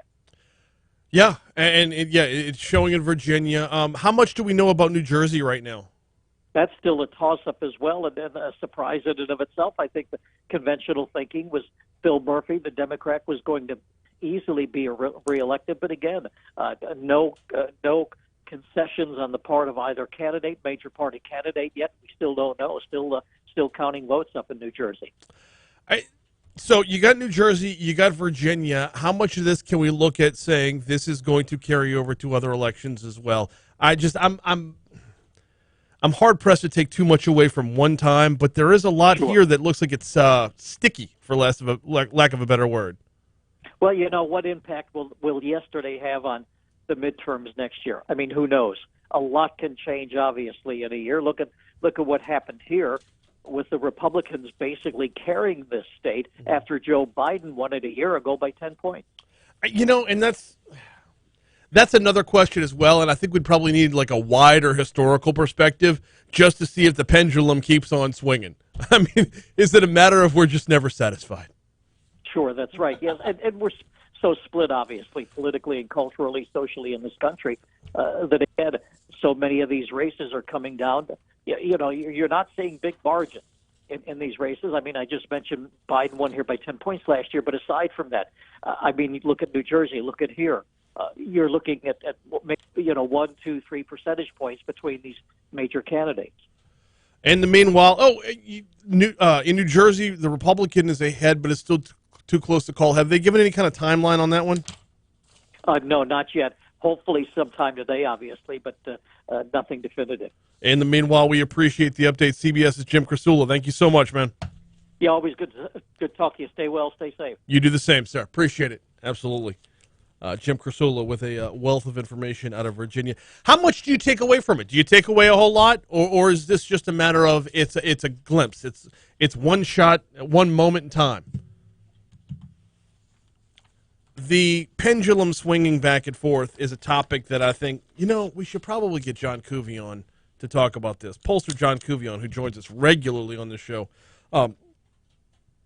Everyone wants to take it when it's their side and say, this is, like he said, the blueprint. This is a trend. You're about to see a red wave. You're about to see a blue wave. Is it, though? There's a whole year for this thing to either pick up more momentum, pick up more steam, or leave the rails and go the complete opposite direction. Either way, a week from Saturday, we have nothing fun on our ballot. It's not true. We've got 4 constitutional amendments. We just don't have any major races. No gubernatorial race. Nothing like that here in Baton Rouge. Hey, we got Congressman Garret Graves coming your way after we check news, traffic, and weather at the bottom of the hour. Next hour, going to talk with Dr. Joseph Kanter. I've been looking forward to this for some time. I've been trying to get Dr. Kanter back on the show for a bit now, and the timing couldn't be more perfect as the CDC now says 5 to 11-year-olds, good to go for the kid size, the fun size boost, the fun size vaccine. We'll talk with Dr. Joseph Kanter about what that's going to look like here in Louisiana. Will it be administered in schools? Will you have to go to a doctor's appointment? Can you just swing by Walgreens? The like. We'll talk with Dr. Kanter about all that at 8:15, and then we turn things over to Hillar Moore, District Attorney Hillar Moore, at 8:35 until the end of the show. In the meanwhile, Mary Bird Perkins and One Oncology made it official yesterday. Saw the press release came out. We heard this announcement, about a month or two ago. Mary Bird Perkins Cancer Center, a leading Gulf South cancer care provider for more than 50 years, and One Oncology, the national platform for independent oncology practices, yesterday announced the organizations have finalized agreements to become partners. The partnership goes into effect January 1st of next year. It'll expand access to resources for cancer patients at every Mary Bird Perkins Cancer Center location with an approach unlike any other in the region. Number of benefits teaming up with One Oncology. And the long and the short of this is, this sounded like it was really good for Mary Bird Perkins on the front end. And then Our Lady of the Lake comes out with their announcement a couple weeks later about how they're expanding their services. So it went from being very good for Mary Bird Perkins to very good for Baton Rouge as a whole, as Our Lady of the Lake's not taking their foot off the gas when it comes to cancer research and investment as well. So January 1, Mary Bird and One Oncology formally get their agreement underway. Got CBS News coming your way in just a minute. Before that, don't forget, if you're entertaining for the game this weekend, which is the 6 p.m. kickoff, if you're entertaining for the game this weekend, there's still time to get in your order for your catering tray. Excuse me, that one caught up with me. There's still time to get your order in for a catering tray at either location of Mathern's, either downtown on 3rd Street or Nicholson at the corner of Skip Burtman Drive. Mathern's Market is not just for students. I know they're on campus. I know they're right across the street from Tiger Stadium, but they're not just for students. They are a full-service grocery store open to everyone. Get your catering orders in now, 367-6074, 367-6074. Or just swing by. Get your grocery shopping done. Download the app. Join the rewards program. Yeah, they're here for your convenience. They are here at your service, both locations of Methurns. Downtown on 3rd Street or the corner of Nicholson and Skip Burtman Drive. Time to get your catering orders in for this weekend at either locations of Methurns. All right, checking CBS News, checking our local news, traffic, and weather. Then we're right back at it next. All right, I'll be back in. Hey, okay. Let's do this.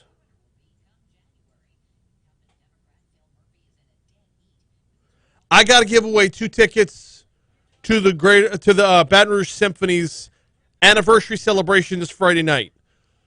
Please don't respond if you can't go. But if you can go, how do we want to do this? You want to do a trivia question?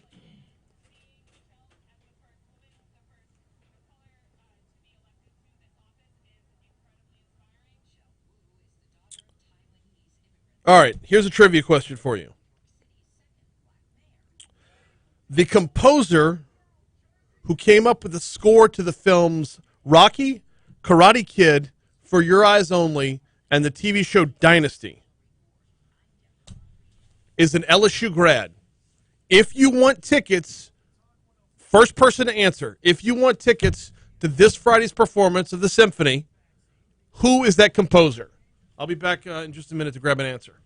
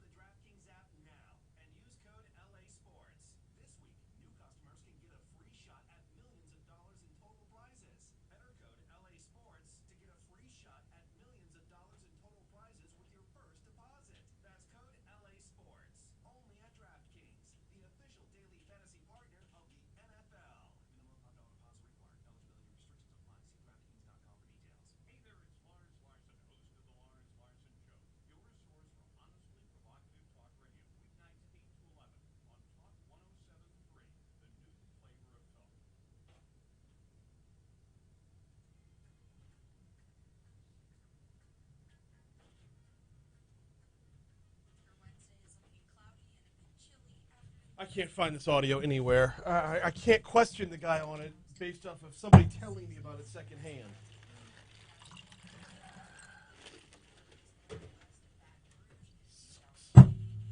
Worst show ever.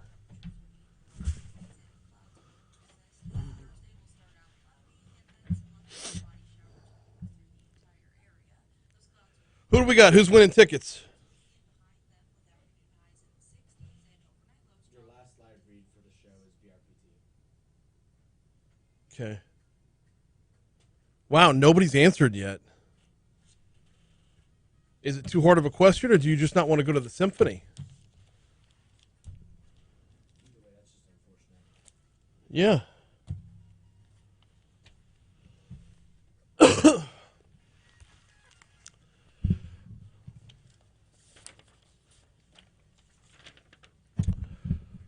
Talk 107.3 is giving you a chance to enjoy a true Louisiana staycation on us at either the Renaissance or Watermark Hotels. Simply take our staycation survey at talk1073.com, and you will be instantly registered to either win a one-night stay with valet parking and dinner for two at the Gregory. This is with the Watermark, or a one-night stay with breakfast for two and dinner for two at Tallulah over at the Renaissance. We draw 2 winners a month, one on this show, one on the Jada Cody show. It is a staycation with the Watermark and Renaissance Hotels and Talk 107.3 FM, the new flavor of talk. So, should be hooking up with Congressman Garret Graves any minute now for D.C. Current. Got a number of things to cover, not the least of which is the recovery from Hurricane Ida. We're now 2 months removed, or more than 2 months removed from the landfall of Hurricane Ida, and, well, Congressman Graves is still working on federal funding, still working on... I see it. I'm sorry to the audience. Jake Hester walking by in the Braves uniform, or Braves windbreaker there. Congrats, brother. Enjoy it. Yes. My bad. Completely got derailed by the taunting, as it were. It's the life we live when we choose to be Mets fans. What are we talking about? I don't even remember. Oh, Congressman Graves. Where's he at? All right. He's still working on federal funding for Hurricane Ida. We're more than 2 months removed. I'm pretty certain the folks over in southwest Louisiana are still looking for some help as well, as they're more than a year removed from Hurricane Laura. I also want to talk about supply chains and the Build Back Better legislation. It keeps getting amended. Are we anywhere closer to seeing this thing come to fruition? And not just the reconciliation package, the infrastructure package as well. Hoping to connect with Congressman Garret Graves any minute now. In the meanwhile,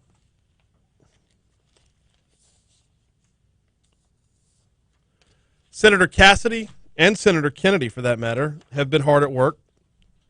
They teamed up with Bob Menendez and 6 other Senate colleagues to reintroduce bipartisan legislation to reauthorize the NFIP, the National Flood Insurance Program, for 5 years and reform the program to cut waste, abuse, and mismanagement. The NFIP Reauthorization and Reform Act improves the accountability, affordability, and sustainability of the NFIP. The bill also places guardrails on FEMA's new Risk Rating 2.0, the system that stands to drastically increase Americans' flood insurance premiums. Earlier in the show, we had a story about the flood insurance premiums going up and the insolvency of some companies, as Louisiana is going to lose some coverage as companies just go out of business. Well, this is why the insurance battle is a battle on many, many fronts. Quote, we need to reform the NFIP to ensure it's affordable and accessible for the homeowner, accountable to the taxpayer, and sustainable for the future, said Senator Cassidy. The bill is full of real solutions to achieve these goals. Roughly 500,000 Louisianans depend on flood insurance to safeguard their homes and businesses. The NFIP protects workers and families who need to take care of their biggest investments, their homes. We have to extend the program and protect it from political games. That's a quote from Senator Kennedy. The bill that's out there emphasizes prevention and mitigation efforts and addresses issues with FEMA's management of the program, including low participation rates, inaccurate flood maps, indifference to the benefits of flood control infrastructure, unsustainable debt service costs, as well as contractor profiteering. So that's what Senators Cassidy and Kennedy are working on. To get us caught up on what Congressman Graves is working on is Congressman Graves. Good morning. How are you, sir? Hey, good morning, Brian. I'm doing well. How about you? Doing all right. All right, so we're a little more than 2 months removed from Hurricane Ida. What's the latest on federal funding? Well, look, we had a huge win, maybe about a month ago, where we were able to secure $1 billion in recovery, and this is the dollars that go directly to people that have damages to their home or lost their home, their renters. This is a program that's going to be administered by the state, but it's $1 billion going directly to those folks. And I remind you, it took about 14 months to get that first slug of money for Hurricanes Laura, Delta, and Zeta in southwest Louisiana. Here we were 1 month after Hurricane Ida and got that first slug of funds and already working on a second slug of funds for early December for those people that were most affected by Hurricane Ida. But, Brian, it's not just about getting people resources to rebuild their homes and try and get back into their vehicles and all that. It's also about making sure that if we're asking people to rebuild, to come back to South Louisiana, that we're certain that it's going to be a safer place. And so we have been concurrently working really hard to secure dollars to improve, to build upon the $3.6 billion we've secured in recent years for flood protection for South Louisiana. We've got our eyes on about $2 billion in additional investments for South Louisiana, projects like Lafitte and Grand Isle, projects like Kramer, the Morganza to the Gulf project. We've secured funds for about $500 million that are already locked into that project that we secured about a month ago. So really just working on that and making sure not just that we get the funds directly for victims, but also that we were able to convince people or to make it clear that it's going to be a safer place to live. Last thing is that we just marked up a bill in the Transportation Committee last week. We're going to be sending some information out on it today, where we did a number of amendments to different laws in that bill, just trying to expedite the process. We've raised the simplified procedure for local governments up to $1 million for claims. That way you don't go through all the bureaucracy to get reimbursed for certain claims. We made interest payments. If a local government goes and gets a loan, that you can get your interest paid on that loan while you're waiting for FEMA to reimburse you. We made some of the we did a huge increase in the amount of funds we make available for flood protection, for resiliency. And lastly, we made sure that funding can not just be used for parishes to elevate homes and do small flood protection projects, but the funds can also be invested in large-scale Corps of Engineer-type projects as well. So got some good wins that are moving through the process right now to help expedite and secure our recovery. How hard is it to walk the balance of that which is needed for the overall fight for coastal protection, the overall fight for mitigation, versus individual homeowners who need direct assistance right now? And how hard is it to walk that to where you're not just looking at a pile of money with no direction behind it? Yeah, it's a really good point, and it is a tough balance. And look, on the one hand, when we're out there, working to try to get the funds for Hurricane Ida. Look, 90%, I'm making that number up, 90% of the damage from Hurricane Ida were in Louisiana. You also had the president declare Pennsylvania, New York, and New Jersey Hurricane Ida disaster areas. So we are competing a bit with them for all of these dollars. So it is hard because it's effectively your first battle is trying to convince 46 states that 4 states need money. The second battle is once we're able to get the money, how much of that money are we going to be able to get versus what's siphoned off for New York, New Jersey, or Pennsylvania. Secondly, when you work on things like flood protection, look, all 50 states, the territories, they all have needs within the realm of the Corps of Engineers for flood protection, hurricane protection type projects. And so, the first battle is trying to keep the funds limited within a hurricane realm. That way we're not battling against all 50 states. We try and explain the importance of the complementary nature of making investments in resiliency while you're recovering from a disaster. And then again, second battle, once we're able to get funds allocated for hurricane Ida-impacted areas. We're then battling against New York, New Jersey, Pennsylvania, which, look, I don't have to tell you, those are much more populated states, and so it becomes a political battle where the White House says, well, you know what, we get better bang for the buck giving this to New Jersey, giving this to New York, giving this to Pennsylvania versus Louisiana. And so we have those battles that are often on merit. And as a matter of fact, we're pretty knee-deep in some of those right now, but I'm hoping, Brian, in the next few weeks, we're going to be making some announcements on some additional funds we've secured to help improve resiliency. Glad to hear it. And yeah, if once it goes from a need-based battle to a political battle, we lose not only a population front, but on a strategy front as well. I mean, it's very easy to say didn't need you the last time, won't need you for re-election either. So. It's a great point, and look, you're seeing right now as they're counting ballots for the New Jersey governor's race. You've got a really close election there, a state that normally votes Democrat. There's effectively the governor's race is 50-50 right now. That's a battleground state effectively in the eyes of the administration. Pennsylvania is always a battleground state, so they're going to want to do what they can to try and help Pennsylvania politically and hopefully sway voters, their way. And New York just having as many electoral votes as they do, having as big of a delegation as they do, probably 6-7 times no, that's not right. Probably about 4 to 5 times the size their delegation compared to ours. So it's a big battle that we're fighting on these dollars, but like you said, if we can stay in a merit realm, if we can focus on just where the best investment is, then Louisiana will fare very well in being able to get these dollars secured for our state. Got Congressman Garret Graves for another minute and a half or so. I know our plates are full with Build Back Better and infrastructure and rebuilding from Hurricane Ida, and COVID's still a thing, and got to get kids to practice and whatnot. So I hesitate to even ask, advanced air mobility coordination? All right. It's good stuff. I know it's nerdy, but bear with me here.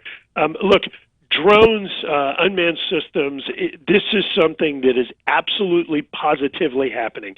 You're seeing countries in the Middle East, you're seeing countries in the South Pacific like Australia and New Zealand that are trying to effectively take America's aviation and innovation leadership away from us because of the bureaucracy trying to incorporate drones or unmanned systems into our airspace. And I'm not talking about your child who's out in the backyard flying the drone. I'm talking about these larger commercial drones that go in and inspect pipelines, that will go in after disasters and do an initial reconnaissance survey, that will go scan chemical plants for safety and emissions issues. This is sensors for safety issues. This is all about convenience. It's about safety. It's about inspecting bridges. All of these things where you can use that technology to help to improve performance, do it more efficiently, do it cheaper, less emissions, not putting bodies and people up in places, simply putting cameras and sensors on these drones. The problem is that the United States has some of the most complex, some of the most congested airspace in the world. So how do you incorporate these things safely into our national airspace? And so we've been working with Congresswoman Sharice Davids out of Kansas, working on legislation to help with that incorporation, because let me say it again, Brian, if we don't do this, if we continue lagging behind, you're going to see not just the drones or the unmanned systems, those being led by other countries, but it's also the technology that goes along with it. It's the sensors, the technology that's attached to the drones. We cannot cede that global leadership that the United States currently maintains in aviation. And so this is an effort that we're working on, and this bill should pass the House of Representatives today. Mm-hmm. This is going to help ensure America's continued leadership in this area. And look, it is all about safety. It's about efficiency. If we can improve our inspection of pipelines, improve our inspection of our chemical plants, looking at emissions and making sure safety systems are working, if we can get those drones in right after a hurricane passes through, figure out what the on-the-ground conditions are there search and rescue missions needed, what's the safety status of these communities, what's inundated, what's not. It's all about helping us to more quickly do what needs to be done to help with safety. I mean, even things like like surveys. This is going to bring down the cost of those, helping us do a better job with flood mitigation projects, with road projects, like I said, inspecting bridges and things like that, which Louisiana has some of the highest numbers per mile in the country. So this is all about convenience. It's about innovation. It's about America's leadership in this area. He is Congressman Garret Graves, joins us every week at this time for DC Current. Congressman, appreciate the time, sir. Thanks, Brian. Take care. Absolutely. We'll talk to you next week. We are way long for a break. Let's go ahead and take it now. Outside in when we come back. It doesn't matter at that point. At that point, once we've missed it, we've missed it. It doesn't matter.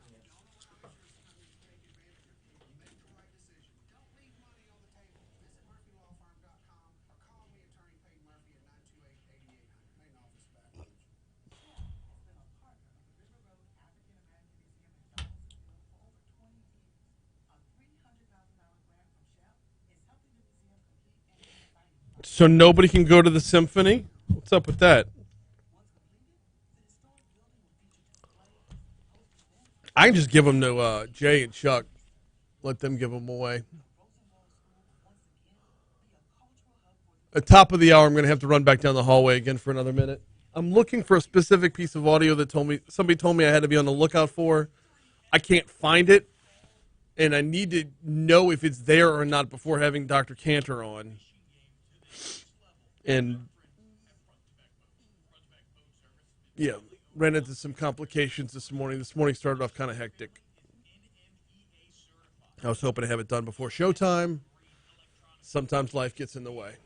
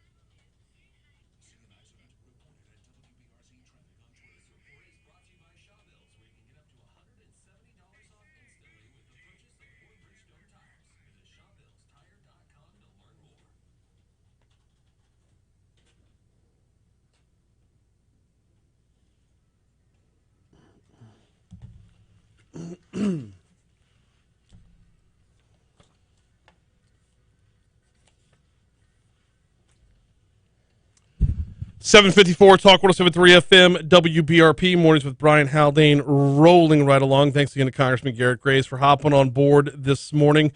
Couple notes before we get you to the outside in. Actually, you know what? No, not a couple notes. Just let you know that in our next hour we are going to talk with Dr. Joseph Kanter about COVID-19. Kids can now get the vaccinations. What does that mean, and how will that be distributed? We'll handle that in our next hour. Also in our next hour, Hillar Moore, District Attorney Hillar Moore, is going to hop on board as well. Hey, did you know receiving a degree from a technical college is more popular now than ever before? Yeah, in the wake of the pandemic especially. If you're looking to flip-flop hop careers, move on to something else, you don't like what you're doing, now's the time. In addition to being a good choice for graduating seniors, attending a technical college is also recommended for people who want to advance their current career or start a brand new one. ITI Technical College is enrolling now for its winter 2021 courses. They offer programs from electrical technology to office administration. Classes are filling up fast. So visit iticollege.edu, iticollege.edu to apply today. for a better life. iticollege.edu or stop by 13944 Airline Highway. All right, time for the outside in. Let's get it.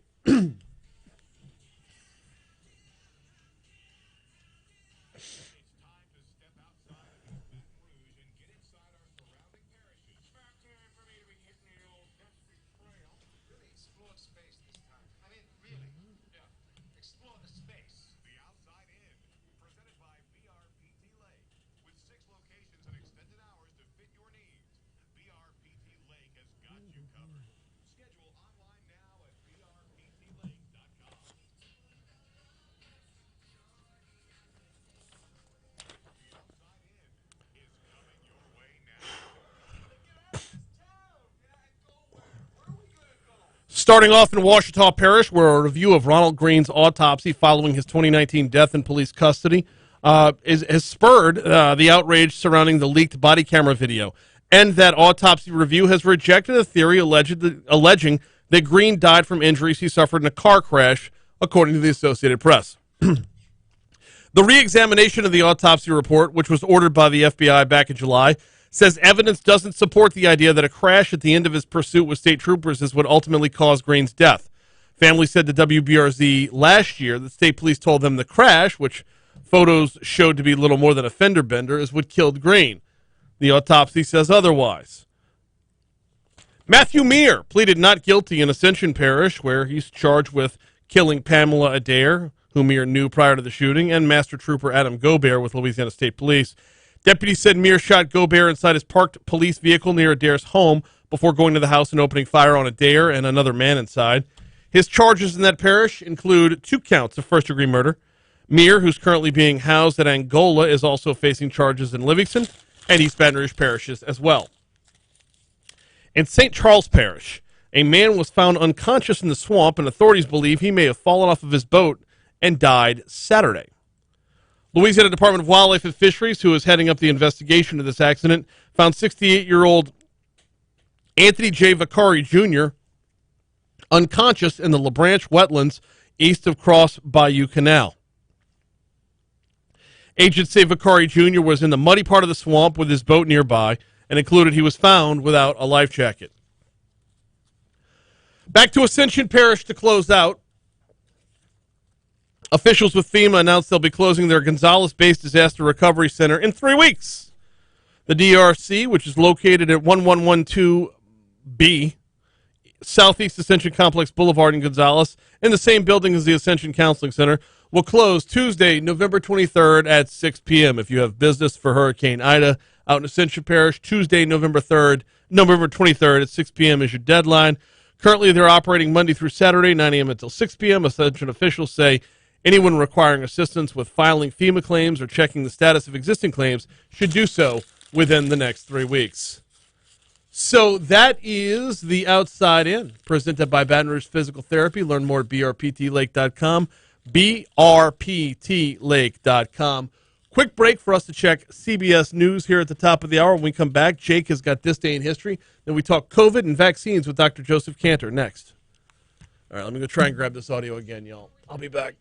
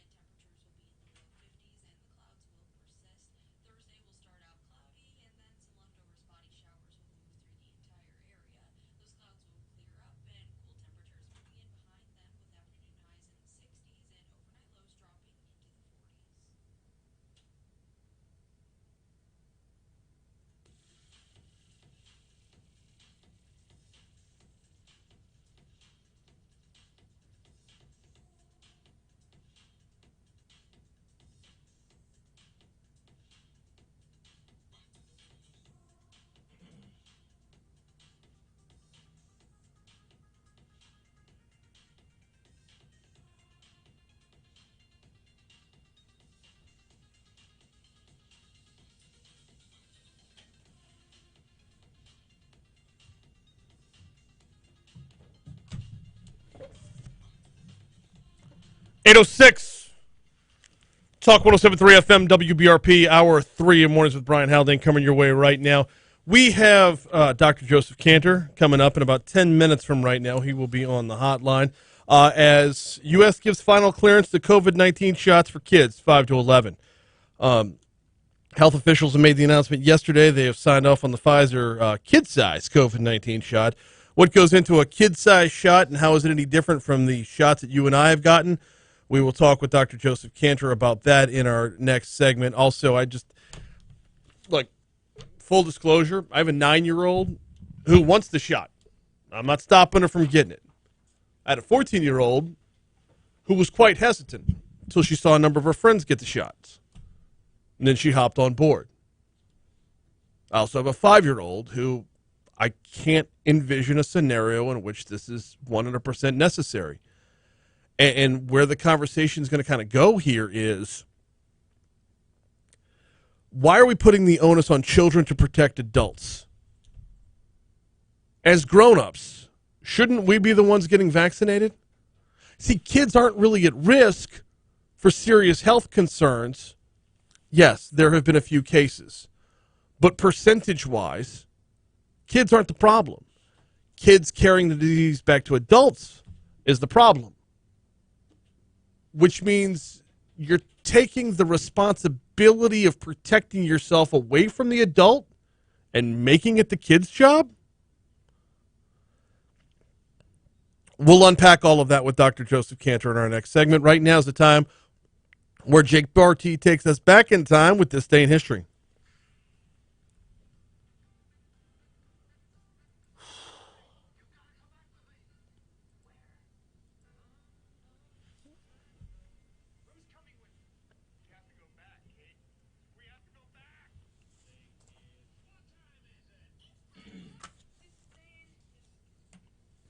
We're going to start things off in 1762. Spain acquires Louisiana.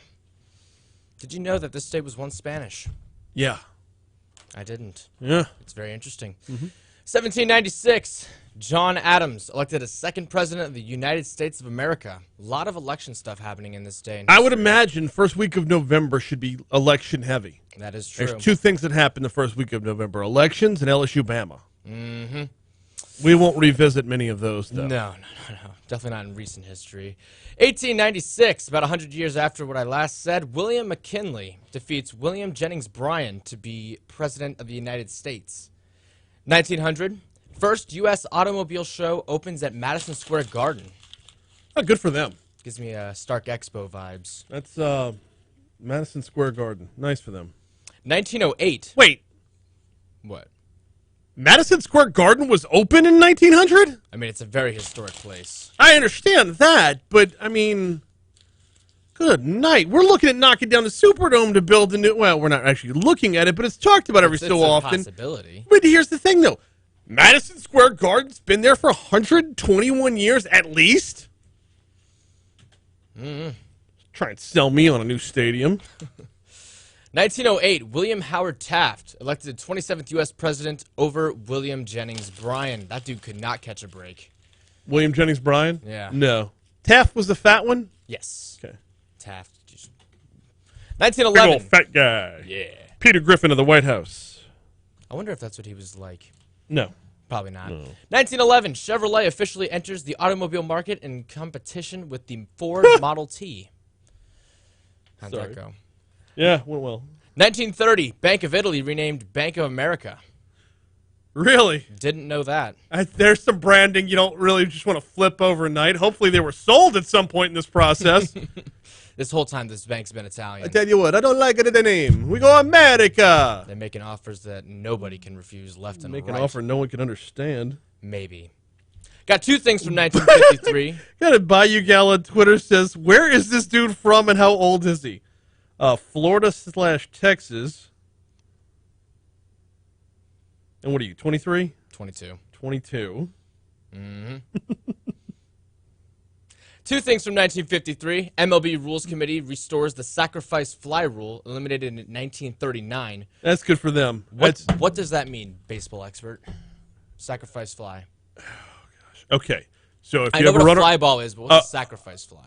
So the sacrifice fly rule. Well, I know the infield fly rule is, but it's sacrifice fly. You hit a fly ball, you can tag up and run to the next base after it's caught. Oh, okay. I know that rule. I didn't know that's what it was called. Other thing in 1953, first live color U.S. coast-to-coast telecast in New York City. Well, That's pretty it cool. was staged in New York City, but obviously it was from coast to coast. Yeah. 1962, Wilt Chamberlain. Hey, did you have 1957 on there? No, I did not. A dog was launched into orbit today in 1957. Yes, from the Soviet Union. Or Yeah, Russia. yeah, sure was. 1962, Wilt Chamberlain of the San Francisco Warriors scores 72 points at the Los Angeles Lakers, fourth highest point total in NBA history. The three higher than that are him, though, right? Pretty much. Yeah. Well, no. Kobe with 81. Oh, yeah. Can't forget that. Wilt had over 100 in one game, though. That's why I bring it up. Yeah. 1964, for the first time since 1800, residents of Washington, D.C. are permitted to vote. I did not know they didn't have the right to vote until then, for 164 years. Been downhill since. Yep. 1975, Good Morning America premieres on ABC. I'm surprised that show's been going on for that long. Wait, what? What year? 1975. Okay, that's about right. 1990, Atlanta Hawks center Moses Malone sets NBA record for free throws made in a career, passing Oscar Robertson's record. All right. 1992, Democrat Bill Clinton is elected President of the United States. Also in 1992, same day, obviously, rock band Rage Against the Machine releases their debut album, Rage Against the Machine, featuring single Killing in the Name. Yep. 1994, first PlayStation console released by Sony in Japan. 1995, with a 105-91 victory over Charlotte, Chicago wins their first of an NBA record 72 games in one season, and their first of an NBA record 37 home games won at the start of a season. Yeah, I had that one.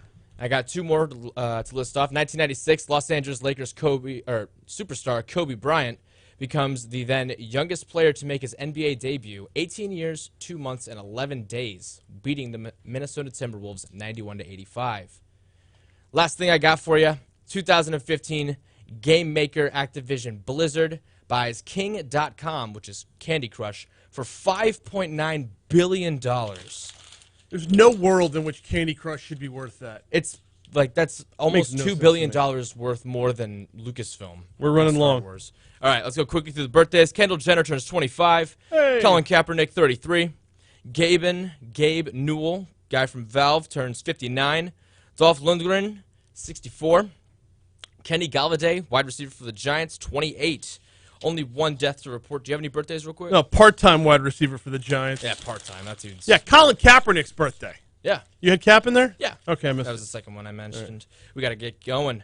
Bob Kane is the only death of note I had. He died on this day in 1998. He was the co-creator of Batman. Oh, that's cool. Mm-hmm. One holiday to mention, it is National Sandwich Day. And that will conclude this day in history. National Sandwich Day. That's a winner right there. I'll take it and run. We're due up for a break. When we come back, Dr. Joseph Kanter joins us next. Hotline.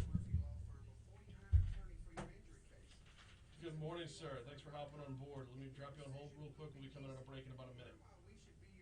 Thanks. Yeah, there was a lot on that one. I tried to narrow it down, but like there was something to talk about. Learn more at HancockWiki.com or stop by Honey. Hancock Wiki, member FDIC. Hey, this is Brian Haldane from San Francisco. Consider donating your boat, car, motorcycle, or RV you no longer use to St. Vincent de Paul. This donation can give you a tax deduction and you're helping people in need. Go to sbdppr.org to learn more. Haldane here. Let's talk convenience from your local grocery. Yeah. All right, this is one thing I wanted to ask you while we were on air, but obviously we didn't have enough time. What is your favorite sandwich? I don't know. You don't have a favorite sandwich? It depends on where and what you're talking about. The Crescent City Connection from Rocco's is going to be on that list. Same time, though, the Godfather over at Anthony's Italian Deli is going to be on that list. Same time, Cajun Turkey with Pepper Jack from Am Mart is somewhere on that list. Yeah, I mean, it all depends. My wife makes a, she hasn't made it in forever, though. But it's its own concoction of different kinds of cold cuts and whatever. Roast beef po' boy from Bears. Bears Good is on answer. 21st Street in Covington. See, my favorite, hands down, has to be a Cubano, Cuban sandwich out in Key West. Best Cuban in Baton Rouge comes from Maxwell's Market on Corporate. Really? Yeah. I heard there was a food truck that was making Cuban food a couple of years ago. I don't know if it's still around, but I've always been meaning to try it. Can't really get a lot of Cuban food here. Something I miss. Florida, you got plenty of that.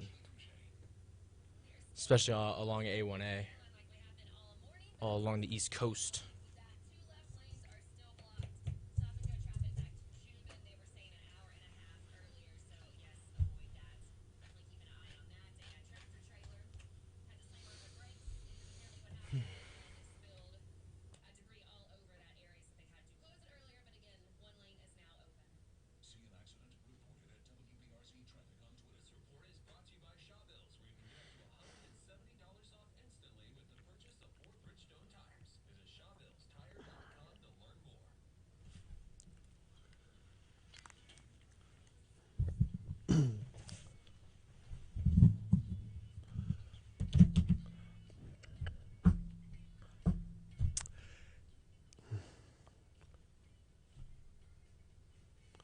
Eight 17 Talk 107.3 FM WBRP. Hour 3 in mornings with Brian Haldane rolling right along. So I've been trying for a little while. His schedule's been quite stacked up for obvious reasons. To get Dr. Joseph Kanter back on the show to talk about, well, exactly what we're talking about today. And that is vaccines being open for kids age 5 to 11. And, well, lo and behold, yesterday, U.S. health officials gave the final sign-off on the Pfizer's kid-sized COVID-19 shot, which should broaden things out a good bit. Joining us now to talk about it is Dr. Joseph Kanter with Louisiana's Department of Health. Dr. Kanter, welcome back to the show, sir. How are you? Thanks, Brian. I'm good. Good morning. It's nice to be back with you. Glad to have you back on this morning. Now, since we've last talked, we've kind of cleared ourselves of the fourth surge in the Delta variant. Numbers are looking really good right now as far as where the state is at with our current status of COVID. Have we gotten any inkling, any hints, anything that there's another surge on the way in the near future? No, and I don't think in the near future. You're right. We've cleared essentially this fourth surge. It was the worst surge to date, and we're finally and thankfully back to almost exactly where we were when we started. We have about 250 COVID patients in the hospital. Percent positivity is at about 2%. Those are low numbers, and they're where we were just before the surge started. Usually, we have a few months, 2 or 3 months of relative quiet after a surge, and that's what I think we'll have now. But, my larger concern is down the road, farther than that, we're going to be vulnerable to another surge like this because there's always other variants. We're going to stay vulnerable until we can get more people in Louisiana vaccinated, I think. And that's exactly where we're going to go with the conversation, because yesterday it was announced that kids age 5 to 11 are now eligible for the vaccine. First of all, what goes into it? What goes into a kid-sized dose, a fun size? What's different? It's like Halloween candy, right?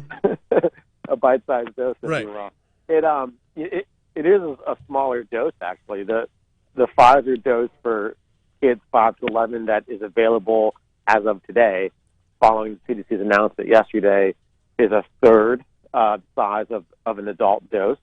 It's going to be shipped to vaccine providers throughout Louisiana. There was a rigorous process to lead up to this. There was an advisory committee that met for the FDA, that made recommendations for the FDA, which that agency accepted, and then a whole separate independent advisory committee to the CDC met all day yesterday, made recommendations to the CDC director, and Dr. Walensky accepted those recommendations late last night.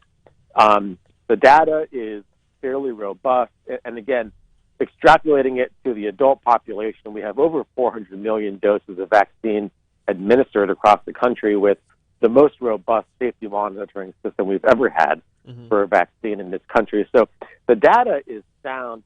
The possibility here really is quite profound. It's obviously a population that hasn't been vaccinated yet, and if you have a child in school in that age group, this is a big level of assurance for you. You feel much more comfortable sending your kid into the school environment if you're able to get them vaccinated. But statistically, kids haven't gotten sick at the same level that adults have. So the convincing parents that this is going to be an absolute necessity, it feels like it's going to be an uphill battle. Yeah, I think we have a work cut out for us. Kids have gotten infected at the same rate, if not more, than adults. They haven't gotten as sick on average as adults, but that doesn't mean it's an absolute, because we've had 18 pediatric deaths, 9 of which were in just this past surge in the past 3 months. And so those averages obviously mean nothing if it's your family. We've had over 200 cases of multisystem inflammatory syndrome in children. That's an extreme disease. And we're just barely learning now about long COVID, about the long-term symptoms that people can have, including kids. And that's not to say the infectious risk. Kids also have proven to be highly effective vectors, meaning they can get exposed, get infected, bring that virus home, and then infect people in the house who might be less protected and less well off. So we do think it's an important piece of the puzzle, even if you're absolutely right, on average, kids don't get as sick as adults. Yeah, and we can get back around to those numbers, because you can throw out numbers when it comes to something like that. Whether or not a kid's infection is serious has a lot to do with whether or not a hurricane's serious, and that means, did one hit you? I mean, at the end of the day, you can have, we've got over 120,000 kids have had COVID. I'm talking ages 18 and under. Over 120,000 have had COVID since the beginning of this thing, or have been diagnosed, and 18 deaths. Percentage-wise, that's not going to sound very serious, but, like a hurricane season, did one hit me? But bringing it back around, and this is where my point of contention comes in, bringing it back around to the last point that you talked about, and that is, while kids percentage-wise aren't going to be at risk, or as much risk, to get seriously ill, bringing it back home to their parents, their guardians, their loved ones is a bigger concern. So I have to approach it from this angle. Why are we putting the responsibility on the kids for getting vaccinated when it's the parents that need the vaccinations overall? Like, if the parents are vaccinated, we shouldn't have to worry about the kids, right? Yeah, I think in a sense, but I really do think it's everyone's responsibility. Again, there is risk to kids, and we're hearing more about these long COVID, long-term persistent symptoms in adults and kids, and we don't even know that much about that yet. Mm-hmm. That's a concern. But, one of the elements of herd immunity, to the point you're making, is, some adults either can't get vaccinated, or even if they can get the shot, because they have serious underlying conditions like cancer, they don't mount an immune response, so they don't get that much protection. So everyone in the family could technically be vaccinated but not be that protected and still have a vulnerability from a child bringing it home. And that's similar to a lot of other viruses that we see out there. All told, one other stat to say, Brian. Yeah.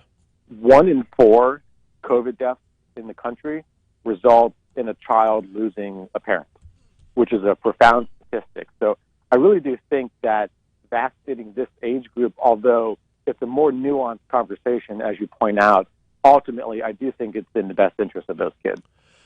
Yeah, I don't know. It's a tough conversation to have, to be sure. And I remember you mentioning that quote in the press conference last week, and that I don't know if the level of, and I don't want to call it rhetoric, because you were quoting the NIH, if I'm not mistaken. But do we see more pushback versus hopping on board? Like, the larger the sense of urgency, are we seeing more pushback? I want to stay on topic, though, a little bit. A third the dose is for kids. Why is it only a third of the dose? They did some dosing studies, and they showed that kids can mount the equivalent immune response with a lower dose. So you always want to go the lowest dose possible to get the right immune response. Smaller individual, and they were able to show that, which is the same premise that, there are other vaccines where the pediatric dose is smaller as well. So same immune response, fewer side effects. That was the calculation they made. So the smaller dose has nothing to do with what a kid can actually handle? I don't think so, no. And, Moderna is also in trials to look at their pediatric dosing now, and they might come out with a different dose altogether when their vaccine gets authorized down the road. I don't, of question of what kids can handle is a different question. But in general, you try a range of doses, and you always go for the lowest possible dose that gets you the effect, the immune response that you want. So here it was about a third the size of the adult dose. Now, is it a 2-shot series for kids, just like it is, like it was for us, for grown-ups? Just like it is. 2 shots for Pfizer. It's 21 days apart in the shoulder, just like adults. They are sending out smaller needles to make it a little more kid-friendly. And it's actually it's a different bottle. It's a different labeled bottle so that providers don't accidentally mix up the dose between an adult and a kid. Are there plans in the works or talks in the works about getting this into schools, or will it be the same administration as we got, like calling your doctor or swinging by Pennington or going by a Walgreens? Are we going to still have the same locations like we have for grown-up vaccines, or is this looking to go straight to schools? A little bit of both, to be honest with you. So most adult vaccine providers are going to be stocking the pediatric vaccine. It is going to take a few days to get it in stock. It's being shipped right now. So families that are looking for it should call ahead, see if they have it, and just be patient if it's on the way. As schools reach out to the department, we were eagerly partner with them to bring vaccine clinics on site only if a school wants it. You know, it's really up to a school if they want that or not. Parental consent is required here. So if a vaccine clinic does come to a school, there'll have to be a process, a permission form or some other process to get parental consent, because in the state of Louisiana right now, if you're below 18, you do need parental consent to get a vaccine. Yeah, my 9-year-old has been waiting for this. She wants it. My 14-year-old was very hesitant, but once she saw her friends get, some of her friends who were on board, she got on board as well. But the 9-year-old has been chomping at the bit for this. The 5-year-old, I don't know what we're going to do there, because it's not like he can have a say in his own medical health. That's completely our job. But as we move forward, maybe if he sees his sister be eager about it, then that'll be an easier sell along the way. When it comes to, you mentioned herd immunity a minute ago, when it comes to mutations and variants, and this is one that I've been curious about for a long time, when it comes to mutations and variants, as a vaccinated person, I could very easily be carrying COVID asymptomatically. So I could still be transferring it around. Is that right? You technically can. You're just much less likely to. So people who are vaccinated, are fully vaccinated, can get infected, and we surely have seen, a decent number of breakthrough infections. And on any given day now, somewhere in the ballpark of 85% or so of all cases are people who are unvaccinated, 15% are people who are fully vaccinated. So you can get infected if you're vaccinated. You're just much less likely to. And Okay. that goes for both symptomatic and asymptomatic. I was under the impression that a big part of the mask mandate for vaccinated people had to do with my likelihood of still carrying it without ever knowing I was carrying it. So I guess my question would be are we running a risk of, even if everybody's vaccinated, this keeps floating around and mutating until it finds a new home? No. I mean, I think if we get enough people vaccinated, the protection that vaccinated people have against severe disease is profound, against hospitalization and death. And that's ultimately what we really care about. You can do a little thought experiment. If people get vaccinated and COVID becomes something that some people get, but it doesn't make people sick, it doesn't crowd out the hospitals, it doesn't cause an increase in death, then it becomes something very manageable, far from what it's been now, which is something that's highly disruptive. Okay, that actually clears up a lot. Well, I appreciate the time and the information. I mean, the timing on this couldn't have been any better. As the CDC comes out yesterday with the kid size, the fun size dose of for booster shots. Do we know how many Louisianans have gotten a booster so far? Yeah, we've had around 10% of everyone who's been fully vaccinated in Louisiana has gotten a booster shot, which is pretty close to what the national measure is right now as well. Okay. He is Dr. Joseph Kanter. We always appreciate the time and the information, sir. Thank you so much. Thank you, Brian. Absolutely. Coming up on 831 at Talk 107.3 FM, WBRP. Yeah, the question about the asymptomatic carrying. You know what? We'll pick it. No, we won't. We got Hillar Moore next. Talking to Hillar Moore next on Talk 107.3.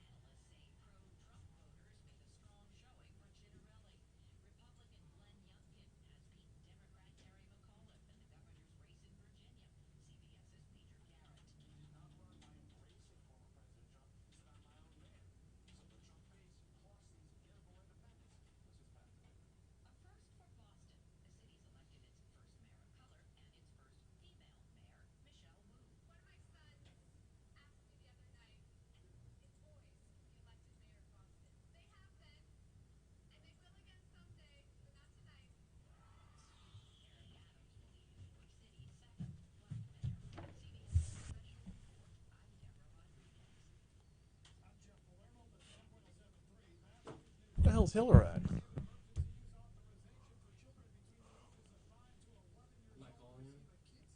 No, I thought he was coming in studio.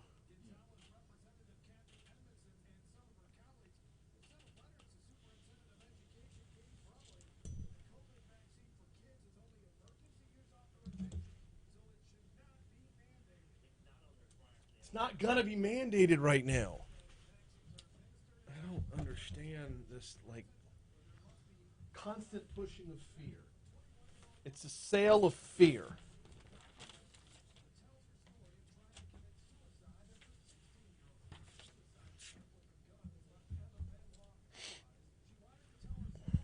All right, the answer was Bill Conti, by the way, for the composer. I believe somebody posted it up but wasn't able to go. There he is. Come on in. Doing all right. How about yourself? All good? Good. What are we talking about today? All right. I've been out of town, and when I got back yesterday, I said, "Are we doing Brian tomorrow?" I said, "Oh shit, yeah." So I don't know. What do you? I mean, we can maybe update where we are on homicides and ODs and domestic violence. Still, well, we missed domestic violence month was last month. Yeah. We're still at 33 right now. Okay. Maybe about court systems, because I just checked. We're up to 18 jury trials this year. Last year was 11. Mm-hmm. Normal years 35, 40. Okay.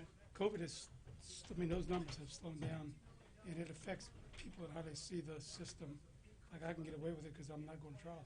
Yeah. I can see a judge. Okay. Maybe something like that. Yeah. There's room to run there for sure. We can talk about the CAC fundraiser that we beat. Made the leaderboard, man.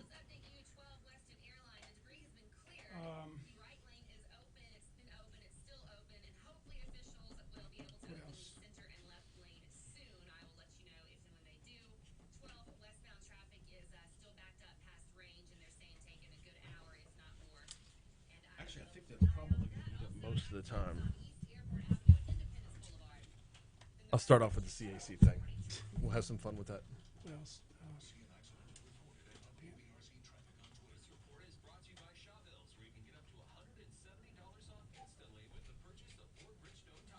Your pen?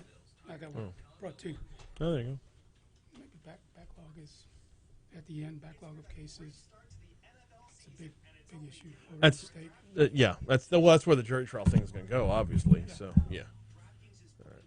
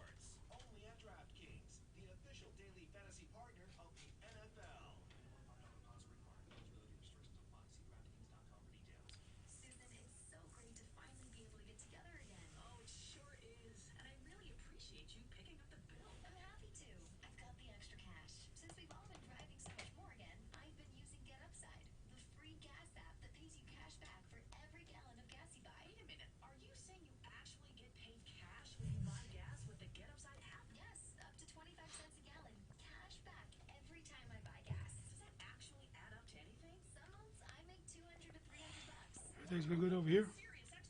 Oh, yeah. Just blowing and going. It's my,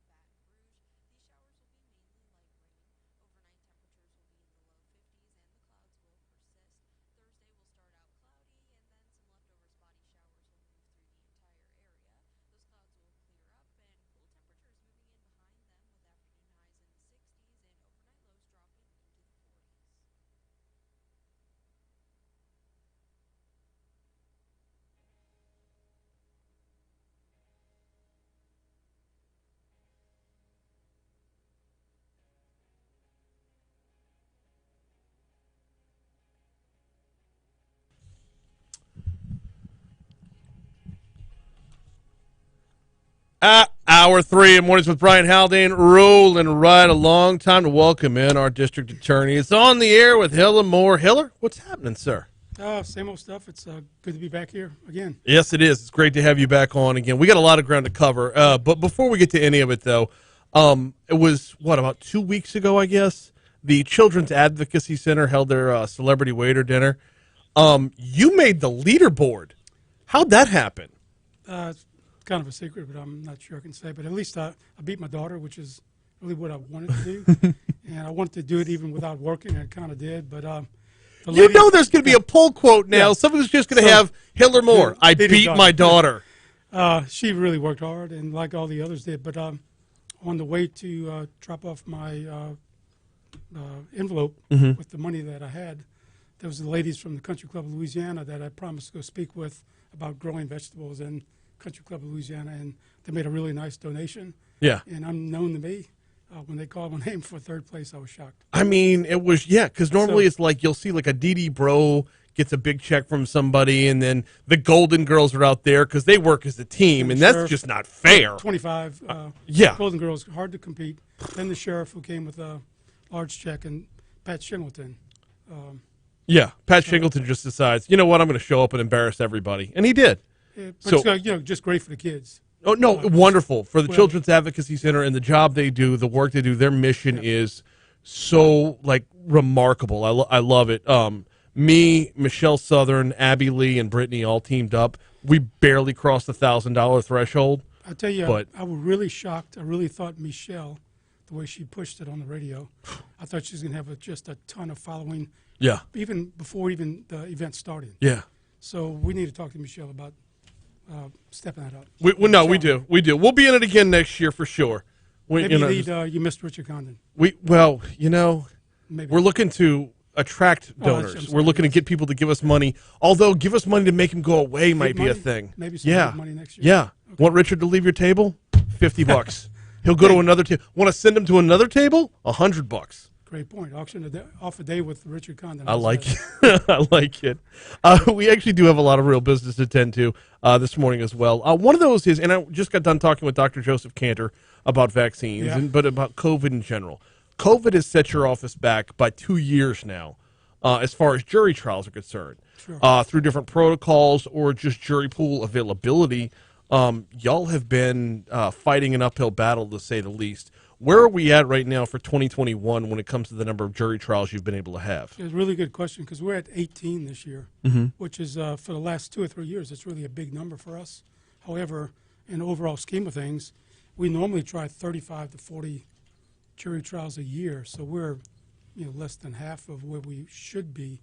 So that really filters down to the community, the people that we deal with, that if they don't see a judge or don't see a potential jury being seated, what kind of message is that? But the judges have been working really hard, defense bar, prosecutors, but last year we only had 11, and that really came at the end of the year or beginning of the year, forget, or both ends. But it's not only Baton Rouge, it's all over Louisiana for the most part. Some jurisdictions are a little different.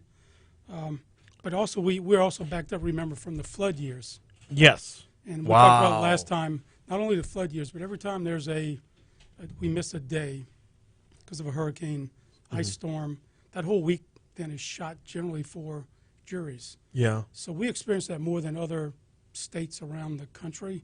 So it's really impacted us a lot. Is there a way to get caught up?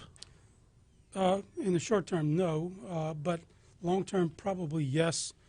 I know the judges are looking at going to courts of general jurisdiction where all of the judges are both civil and criminal judges. I think long-term wise that can work out. Short-term it'll be a little problematic, but if we're able to pay for and get a magistrate judge that can handle all of the bond appearances that the courts have to deal with every day and on the weekends now, and have a dedicated staff of public defenders and DAs, I think that could alleviate a lot of problems in the court, a lot of time-consuming things, and then the judges can really get to what really matters. So I think there's some ways around it. Chief Justice John Weimer is looking at this hard, and I think that we'll get the buy-in from the judges, the public defenders, and DAs to come up with some ideas. How can we get into the backlog? Because it's a lot. And look at the not only so pending before this year, we're looking at 200 murders to try, and as you know, this year we've not not at a good number for homicides or non-fatal shootings, and so you have to add to that number in the backlog. And these are not cases that you just handle within a few months; it's years. Yeah, it is. And 200 starting off a year where we broke a record for homicides. I mean, that's it. Yeah, your work is definitely cut out for you.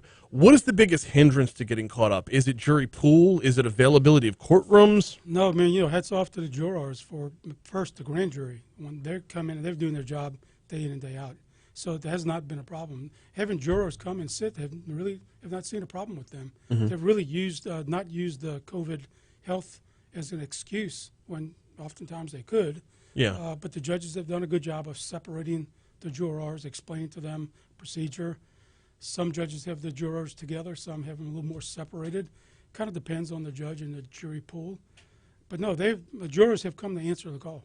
Are there any requirements or restrictions upon potential jurors when it comes to COVID? Like, do you have to be vaccinated to serve on a jury? No, the court has no. The Okay. court has certain protocol they go through, Mhm. and again, depends on each judge. But no, we don't segregate or whether you don't have to show a card or not. Yeah, I would imagine at this That would point be with a 200 drawback. murders still to be tried, it would be like we're taking all comers, COVID or not. I mean, You'd really cut out a whole jury pool. So yeah, that's not the case. absolutely. But the shutdown from last year is still spilling over into this year, as far as when courts were just completely shut down, and that little hybrid process that everybody has experienced throughout most walks of life, where half of life is on Zoom. How much did that affect y'all? A lot, and just trying to catch up with the technology. And again, the courts have done a good job catching up with that. Mhm. So has the sheriff and the jail. And so I think, hats off again to them, the whole system. They've really worked well together during this pandemic, and we look forward to ways to really get together to see how can we move these things along quickly. But some things you can't move along quickly when you're talking about justice. No. It's tough. Yeah, and well, so there's a accused standpoint, but there's also a victim standpoint. So I want to dive into both of those. Do you often have interaction with victims like that of these 200 murders that still have to be tried? What's that like, having to tell them, "I'm sorry, you have to continue to wait"? Yeah, surely we stay in touch with our victims, particularly the murder cases. We have victims assistance counselors who do an excellent job interfacing with the victims from the murder day or next day or 3 days on, and staying with them the entire life of the case. So having to be honest with them up front to tell them, this is what we're facing, this is what we think. Mhm. But first, not only from an arrest, sometimes there's not an arrest. Right. You deal with a family there's not even an arrest. Then sometimes there's an arrest. Then we'll go to the grand jury, and the grand jury either will indict or not indict, or pre-commit. You have to explain that as well. And then those that are indicted, the length of time that it takes to get to trial is a lot. It's a year to 3 years. Now, when it comes to the accused side, a year to 3 years is a long time to, and not. I mean, you're a lot harder pressed to find sympathy on this end, but it's a long time to wait to have your day in court. Are there objections that come up as a result of this? Are they, do people look for a change of venue? Anything? No, that's not really the case, but it is keeping someone in jail pre-trial detention Mhm. for a year to 3 years on a murder case. It's a big charge. Obviously. Yeah. And some should be in there. There may be some that can make the bond, some can't. It just depends. But you always want to have swift, certain, and just. Yes. We kind of can't get there in our current system. And I'm not sure how many active criminal justice systems in America are really swift and certain that it's that quickly, because you want to be as swift as you can. However, you surely want to move too quickly because you can make errors on either side. Yeah, every once in a while cases come to light, like this one, this Matthew Meir. I mean, this happened, 2 months ago, a month ago, and not even that. Yeah, and we're already seeing he's pleading not guilty, and something like that is going to come to the forefront headline-wise. But 200 murders they don't grab the same number of headlines, so they're not going to grab the same timeline either. Speaking of Matthew Meir, he's going to have charges here in East Baton Rouge. He was arrested here and charged with attempted murder of another different trooper, obviously not the trooper who was killed in Ascension Parish, but of another trooper. Yeah, there was a shootout at the corner of Jefferson and Hoosier too. Yes. Yeah. So What happens there? He's been indicted in Ascension for first-degree murder, and so that case obviously will take precedence there. And he has charges in Livingston as well as Baton Rouge. You just sit back and wait your turn? Yeah, really, we are waiting to receive the report. Mhm. And from there, we don't have to go to a grand jury on attempt murder. You do on a murder. So we can file a bill of information if that's appropriate once we receive the report. Getting back around to it, and we got, I don't know if I want to open this up yet or wait until the back end of the break, but these 200 murders trials that are still waiting goes on top of the number of homicides we've had this year. We've had a record-breaking year when it comes to homicides. Yep. I want to talk to you about that a little bit. Before the break, we're also looking at a record-breaking number of opioid overdoses this year. What role does your office play in combating that? Well, that's a good point. So it's prosecuting cases as we can when they come in for distribution of heroin, trying to move those along who are just possessing heroin or addicted to heroin or fentanyl. But mainly it's the distributors of heroin, and we find them heroin dealers with weapons, trying to identify those and prosecute those as good as we can. Then also on the other side, our grant process, where we're trying to reach out to those that use heroin to try to prevent them from becoming addicted or helping them out of their addiction. So When You're Ready program. This is another one where, it's easy for us on the outside looking in to say who's not aware of heroin. But at the same time, though, we're seeing a record-breaking number of opioid deaths following the year where everything was shut down as far as connectivity was concerned, as far as getting out and having people's social networks, their interactions, the people they lean on, were all on the shelf in 2020, and we're seeing the repercussions in 2021. Got to take a quick break.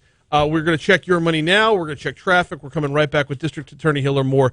We're going to talk about the record-breaking number of homicides in Baton Rouge this year and where his office moves in on that next. Hey, don't forget, November 13th, Zoo Run is going on. Go to brzoo.org/events, brzoo.org/events to go ahead and sign up. November 13th is the race. You'll run right through the zoo with the Zoo Run.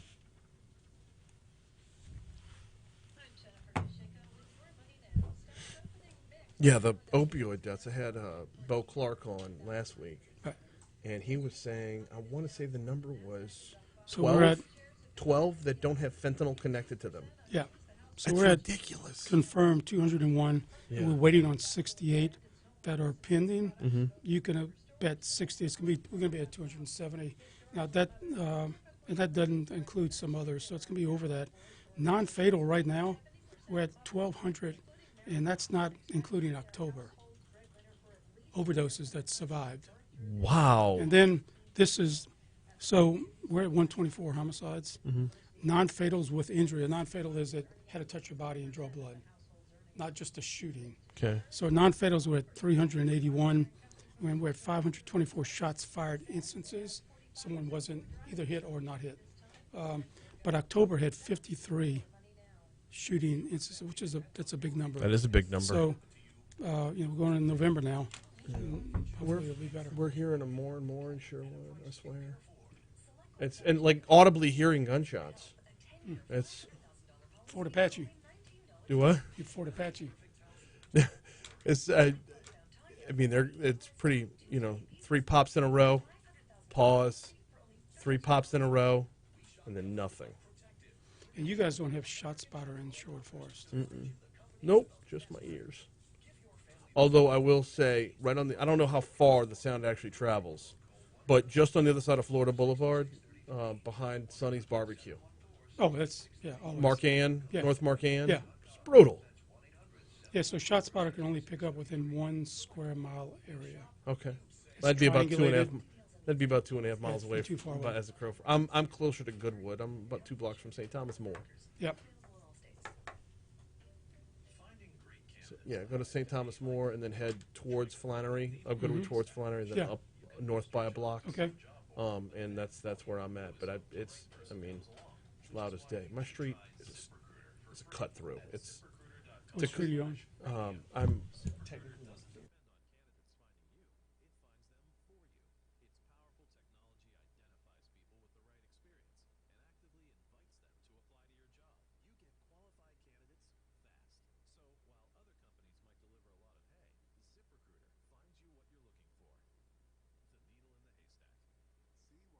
ZipRecruiter, the smartest way to hire. And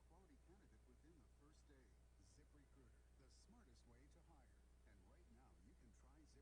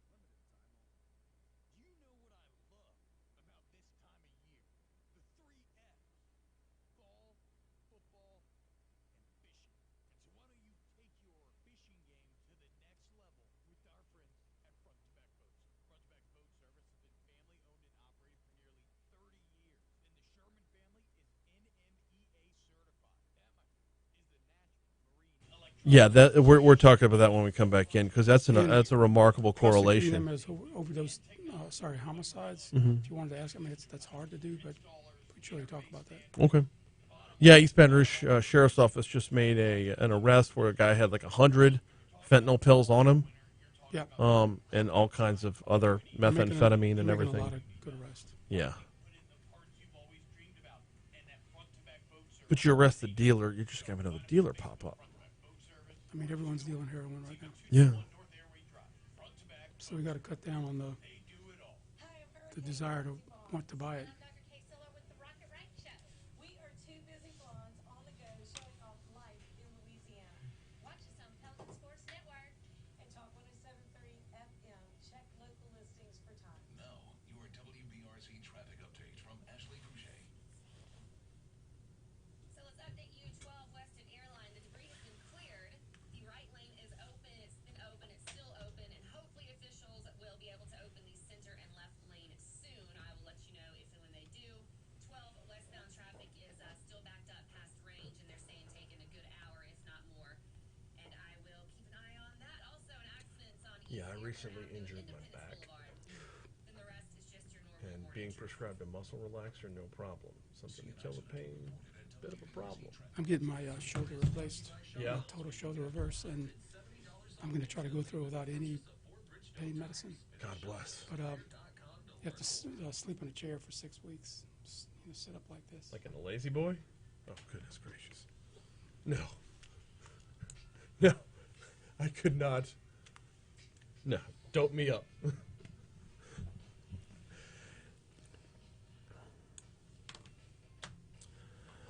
Once a month, District Attorney Hillar Moore sits down with us. We call it On the Air with Hillar Moore, and that's what we're doing right now. Got about 4 minutes to go. Hillar, we were talking during the break, and you stumbled across an interesting correlation when it came to overdoses, which we were diving into a little bit before the break, but overdoses and something else that kind of correlated with it. Yeah. So I was invited to the Baton Rouge Business Report annual luncheon about the state of the economy of Baton Rouge. And Mhm. Dr. Lawrence Scott always does an excellent job, and he's funny and really informative. But he had one slide on the screen where he showed the stimulus checks when they hit Baton Rouge and the dates that they hit, and then how that affected our economy.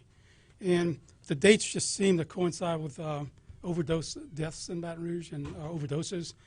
So I sent it back to our analyst, First Sergeant Sonia Armstrong with our Crime Strategies Unit, and she took a look at the dates, and sure enough, on those two peaks, we have two peaks on those dates when the checks hit. So it looked like those that are suffering from heroin addiction, fentanyl addiction, they also use that money to buy and use more, and then led to more overdoses and deaths. I mean, that's one that you wouldn't think about ahead of time, but once you hear it retrospectively, that makes total sense. Yes. Like, I mean, an addict gets paid, an addict is going to seek what they were use missing. And they use it quickly. Yeah. So that's just when they buy some drug, they use it immediately. You're not going to wait to use that drug. You don't store it up. Exactly. Like marijuana. So, I mean, yeah, that side by side is eye-opening to say the least. Homicides, we've got a record number in Baton Rouge this year. We've got 2 minutes left. Yeah, we're at 124 right now, Mhm. which is surely the biggest number we've ever had. And again, the telltale sign, we talked about this last month with Domestic Violence Month. 33 of those are domestic or intimate partner related deaths. That's a big number. It is. Last year was 19. It is. 33, I think related to COVID. Yeah. They're at home with the abuser. Well, and this was one of those ones where Chief Paul predicted that. He said that you get people out of there, like, you can't blow off steam. Like, you can't just, like, leave and walk away from the situation when you're under stay-at-home or when you're under shutdowns or whatever from COVID. He's like, sadly, I think we're going to see something. We didn't predict it to the level it was, but, yeah. I mean, so 33 are domestics. That means there's, 91 that fall under something else? Sure. Just either drug-related, group-related, or kind of third category of can be a little bit of everything. But again, in Baton Rouge, you are safe unless you are dealing drugs or in a group or gang or in a really bad domestic violence situation. And that's one that the perception never really, I don't think, hits home as much as it should. I mean, we're looking at 124 homicides. I believe you were saying there was upwards, getting close to 400 non-fatal shooting incidents. You said 381, I believe. Yes. So that's where a bullet hits the body and draws blood. So we had 381 of those at least. We this hear year. those numbers, and they do sound scary. But yeah, when you look into them a little bit deeper and see who they're actually affecting, Baton Rouge is still. Yes, and where they are, they're highly concentrated amongst people and places. Mhm. So that is something that people really don't understand. It's not kind of blown out of proportion. The other is the non-fatal overdoses that survived. We're right around 1,200, excluding October. We don't have the number from October yet. Tell you what, we're going to continue for a couple minutes on YouTube. In the meanwhile, on air, Fox News Rundown is next. Thank you so much for listening. We will see you tomorrow. Damn it. You know what? I forgot to tease what's coming up tomorrow. Got Brian Kilmeade coming on and Michael Imperioli. Christopher Moltisanti from The Sopranos. Really? Yeah, he's got a book out about The Sopranos. So, anyway. Cool. The last part that you were saying about the non-fatal overdoses. I mean, what is it your office? I mean, aside from prosecuting those who are out there, how can your office get out in front? Well, most of those that are non-fatal overdoses, there's not an arrest. Yeah. It's just someone that overdosed and Narcan brought them back. We received information that they overdosed. Mhm. We try to get information from all the different sources just to keep up with how many people are ODing. Hospital emergency rooms, EMS, police calls. Remember, with the Good Samaritan, I cannot prosecute them when they call or someone calls to say they're overdosing on heroin. They pretty much have a King's X. Yeah, yeah. So what you want to get them help. Right. Well, so I mean, we've got the Bridge Center, but how? You have to want how to effective go to the can Bridge it- Center. Yeah, exactly. Or you have to be PEC'd or corners committed to the Bridge Center. And it's a bridge. You don't stay there for a long time. They Right. bridge you to another source Mhm. to help you. And then after that CEC runs its 3 days, if you don't want to stay, you can't keep them. Right. Now, and no one wants to arrest your way out of the problem of you have an addiction, let's find a way to arrest you. Some families beg us to arrest their child because they have a drug addiction, because that way a judge can order you must go here. Now you can be ordered to stay more than 3 days, but you do have to be booked and have a charge, and later to be expunged. It's not the best way to go, but sometimes it saves lives. Yeah, and meanwhile, though, there's a level of frustration with having just an inability to do anything about it, because like it's got to start with a want. It's Well, got to start with the want to not be in that boat anymore. And that's why we call it when you're ready, because if you're not ready, we can throw everything at you, it's just not going to stick. Yeah, which we did. I think it was We the did last- visit before last was when you're ready. John, yes. Yep. And in the meanwhile, I always appreciate the time. Thank you so All right, much, man. and we will see you next time around. All right, take care. Thanks. YouTube, we'll see you tomorrow.